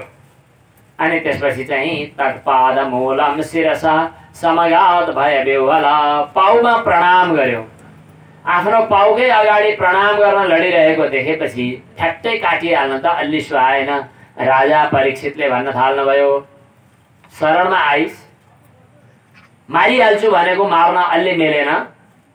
अब त मर्न त अहिले परेन, मैले मारिन तँलाई, तर चाहिँ त यहाँ वरपर हुन थालेपछि मान्छेमा चाहिँ के हुन थालेछ त भन्दा लोभ अनि असत्य, चोरी अनि दुष्टता, अनार्यम अम्भ, घमण्ड, दरिद्रता, कपट इत्यादि दुर्भावना माने दूषित स्वभावहरू हुन थाले। त्यसकारणले त अब मेरो राज्यमा बस्न पाइँदैन। नवर्तितव्यम तद अधर्म बन्धो, त अधर्मको बन्धु होस्, मेरो राज्यमा नबस। मेरो राज्यमा धर्मपूर्वक बस्नेहरू मात्रै बस्न पाउँछन्। धर्मेण सत्येन च वर्तितव्ये ब्रह्मावर्ते यत्र यजन्ति यज्ञैर यज्ञेश्वरम यज्ञवितान विज्ञा। यो ब्रह्मावर्त क्षेत्रमा याज्ञिकहरूले यज्ञद्वारा यज्ञ पुरुष भगवानको आराधना गर्दछन्। यस्तो ठाउँमा त बस्न पाउँदैनस्, जा भनेपछि कलिले हात जोड्यो। हजुरको आज्ञा अनुसार म यहाँ छोडेर जाउँला, तर कहाँ जाउँ? पृथ्वीभर हजुरको राज्य छ, हजुर चक्रवर्ती सम्राट हुनुहुन्छ, बस्ने ठाउँ त कम्तीमा दिनु पर्यो। अनि भन्नुभयो, त्यसो भए कहाँ बस्ने त? अब कहाँ बस्ने भन्दा जहाँ जुवा खेल्छन्, जहाँ रक्सी पिउँछन्, जहाँ परस्त्री परपुरुष व्यभिचार गर्छन्, जहाँ हिंसा हुन्छ, हो त्यस ठाउँमा बस्नु भनेर राजा परीक्षितले भनिदिनु भयो। हजुरको राज्यमा त कसैले पनि रक्सी पिउँदैन, कसैले पनि परस्त्री परपुरुषको सङ्गत गर्दैन, कसैले पनि हिंसा गर्दैन, कसैले पनि जुवा खेल्दैन भने म कहाँ बसौँला नि? अलि बस्न लायक ठाउँ पनि त पाए हुन्थ्यो भनेपछि अधर्मपूर्वक कमाएको सम्पत्तिमा सुनमा बस भनेर भनिदिनु भयो। त्यसपछि हस् भन्यो। यहाँ त लेखेको छैन राजाकै मुकुटमा पो गएर बस्यो कि क्या हो, यस्तो कुरो छ पछाडि। यतिखेर कलियुगलाई भगवान व्यवस्थापन गर्नुभएको कथा आएको छ। यो कथाले हामीलाई के सङ्केत गर्छ भने नि, आज पनि अधर्मपूर्वक कमाएको सम्पत्तिमा पनि कलि बस्दो रहेछ।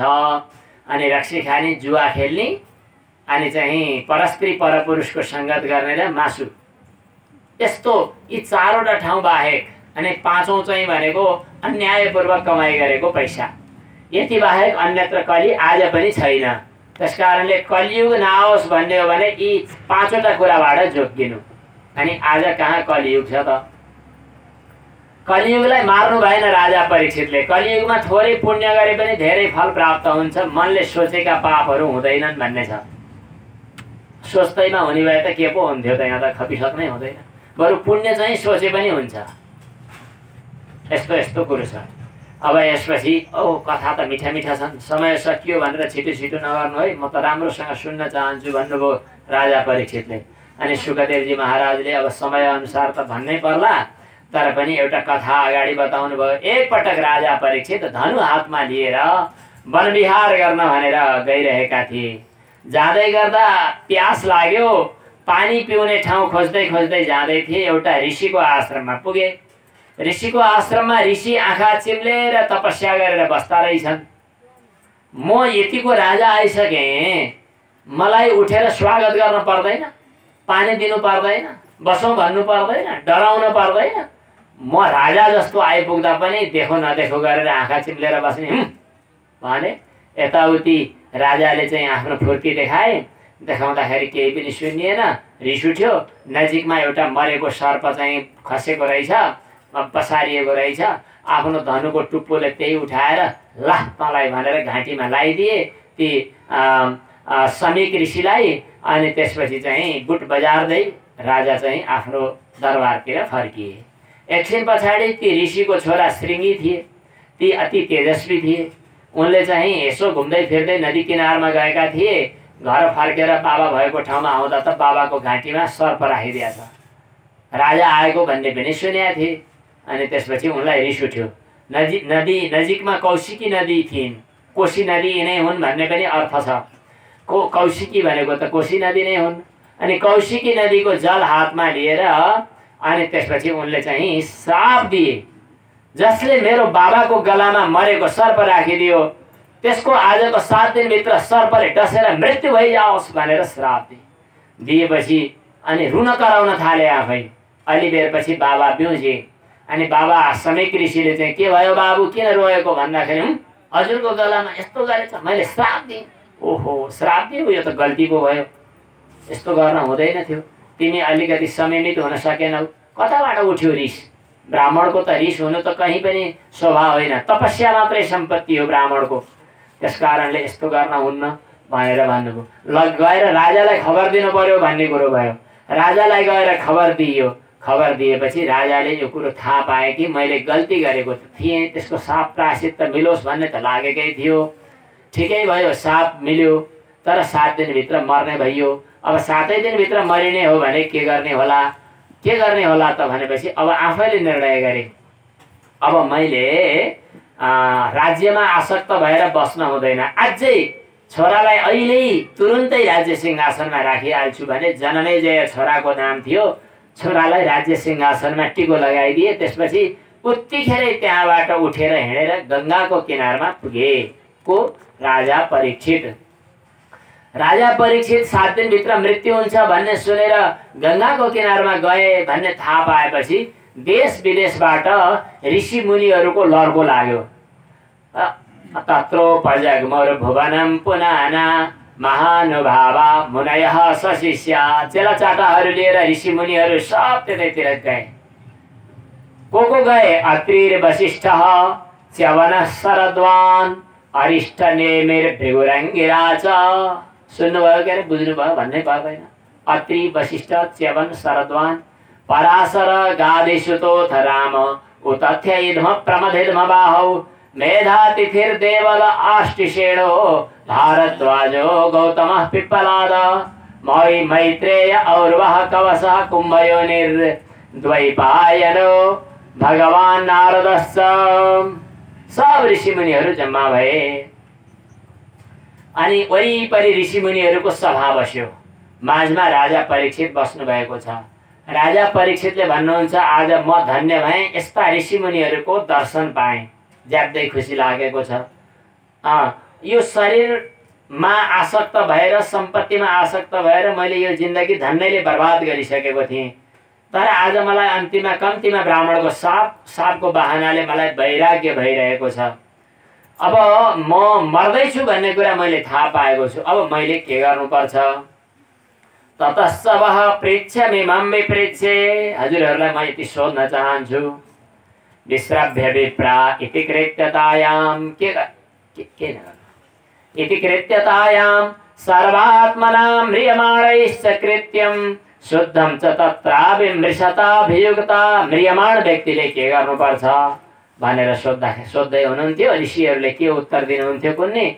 ऋषिहरूले उत्तर दिनुभन्दा अगाडि चाहिँ त्यहाँ कतैबाट टुप्लुक्क श्री शुकदेवजी महाराज आउनुभयो। श्री शुकदेवजी महाराजको कसरी आउनुभयो? व्यासपुत्र शुकदेवजी स्वेच्छाले कतै जान्छु भनेर झोला बोकेर हिँडेकै होइन। यदृच्छया गाम अटमानो नपेक्षः तत्राभवत् भगवान् व्यासपुत्रो। यदृच्छया गाम अटमानो नपेक्षः अलक्ष्यलिङ्गः, जसलाई सबैले चिन्दैनथे, आफै सन्तुष्ट प्रसन्न, वरपर गाउँले बच्चाहरू फुच्चेहरूले चाहिँ घेरेका, अनि कसैले धुलो छर्ने, कसैले थुक्ने, कसैले चाहिँ जिस्काउने, तर पनि मजा मानेर वास्तै नगरिकन हिँडिरहने। करिब 16 वर्षको उमेर जस्तो देखिने, अनि अति सुन्दर शरीर, अति सुन्दर मुहार मुस्कान, अनि लगभग 16 वर्षको परिपुष्ट शरीर, तर धुस्रे फुस्रे। निगूढ जत्रुं पृथुतुङ्ग वक्षसं आवर्तनाभिं बलिबल्गूधरञ्च दिगम्बरं वक्त्रविकीर्णकेशं प्रलम्ब बाहुं स्वमरोत्तमाभम्। यस प्रकारको श्री शुकदेवजी त्यहाँ आउनु भएपछि राजा परीक्षितले जब चिन्नुभयो, जुरुक्क उठ्नुभयो आसनबाट। सबै ऋषिमुनिहरू जरा जुरुक उठे।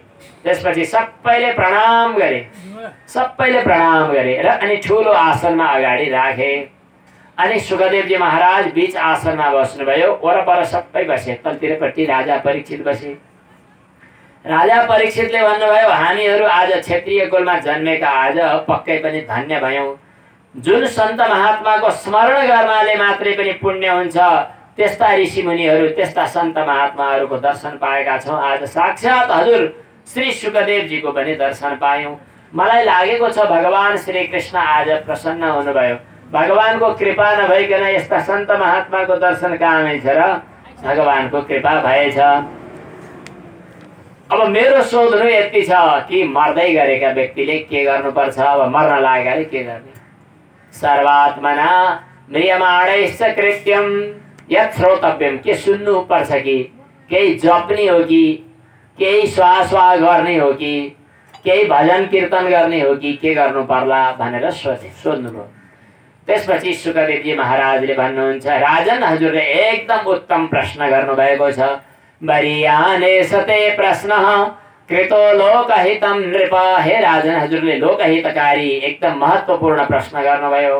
श्रोतव्यादि राजेन्द्र, जान्नुपर्ने सुन्नुपर्ने कुरा त संसारमा धेरै नै छन्, हजारौं हजार छन्। जबसम्म आफ्नो आत्मतत्वको खोजी हुँदैन तबसम्म गर्नुपर्ने कुरा कहिल्यै सकिन्नन्। आत्माको साक्षात्कार भइसकेपछि, आफूलाई चिनिसकेपछि, आफूभित्रको परमात्मालाई प्राप्त गरिसकेपछि गर्नुपर्ने कुरा सबै सकिन्छन्। गर्नुपर्ने कुरा त संसारमा कति छन् नि। हाम्रो आयु थोरै छ, रात्रिको समयमा सुतेर बित्छ। निद्रया ह्रियते नक्तम व्यवायेन च भावयः।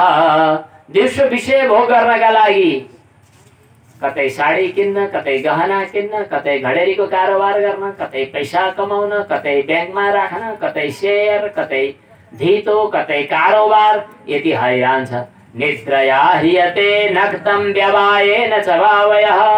दिवाचार्थे हया, दिउँसो राति सुतेर बित्यो, दिउँसो कमाई गर्नका लागि दौडेर बित्यो। कुटुम्ब भरणेन वा देहापत्य कलत्रादि स्वात्म सैन्य स्वसत्स्वपि। आफ्नो शरीर, सन्तति, परिवार यी जो अनित्य छन्, अनित्य भएको हुनाले यिनलाई असत पनि भनिन्छ। यिनीहरू एकछिनमै नष्ट हुनेवाला छन्। तर पनि यिनीहरूकै पछि लागै छ। कहिल्यै पनि नष्ट नहुने भगवान ईश्वरो हरि नित्य सत्स्वरूप परमात्मा। तस्मात् भारत सर्वात्मा।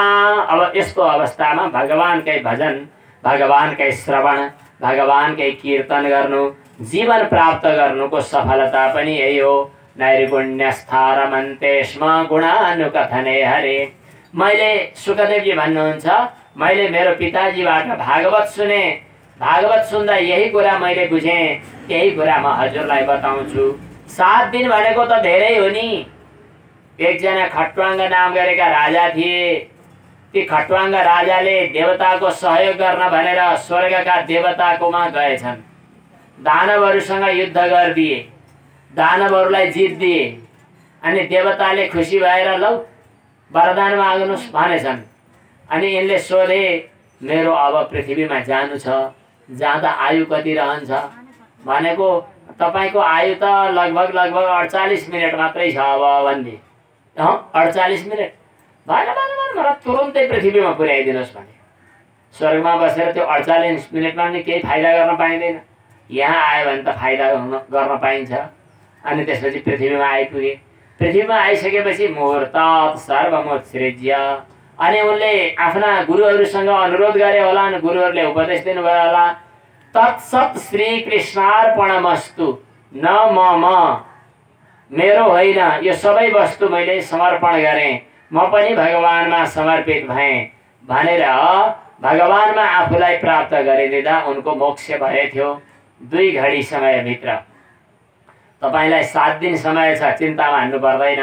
अब 7 दिनको समयको तयारी गर्नु। अन्तकाले तु पुरुषः। अब अन्तिम समय भो भन्ने थाहा पाएपछि डराउनेको त कुरै छैन। आगते गत साध्वसः। साध्वस रहित भएर छिन्द्याद असङ्ग शस्त्रेण। अनासक्ति रूपी तरवारले विषयको आसक्ति रूपी जालोलाई काटिदिनु।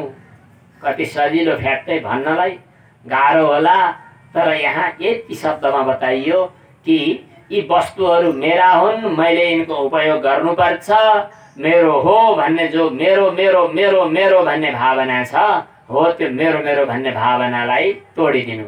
यसलाई संस्कृतमा मे भन्छन्। मे भनेको मेरो भनेको रे।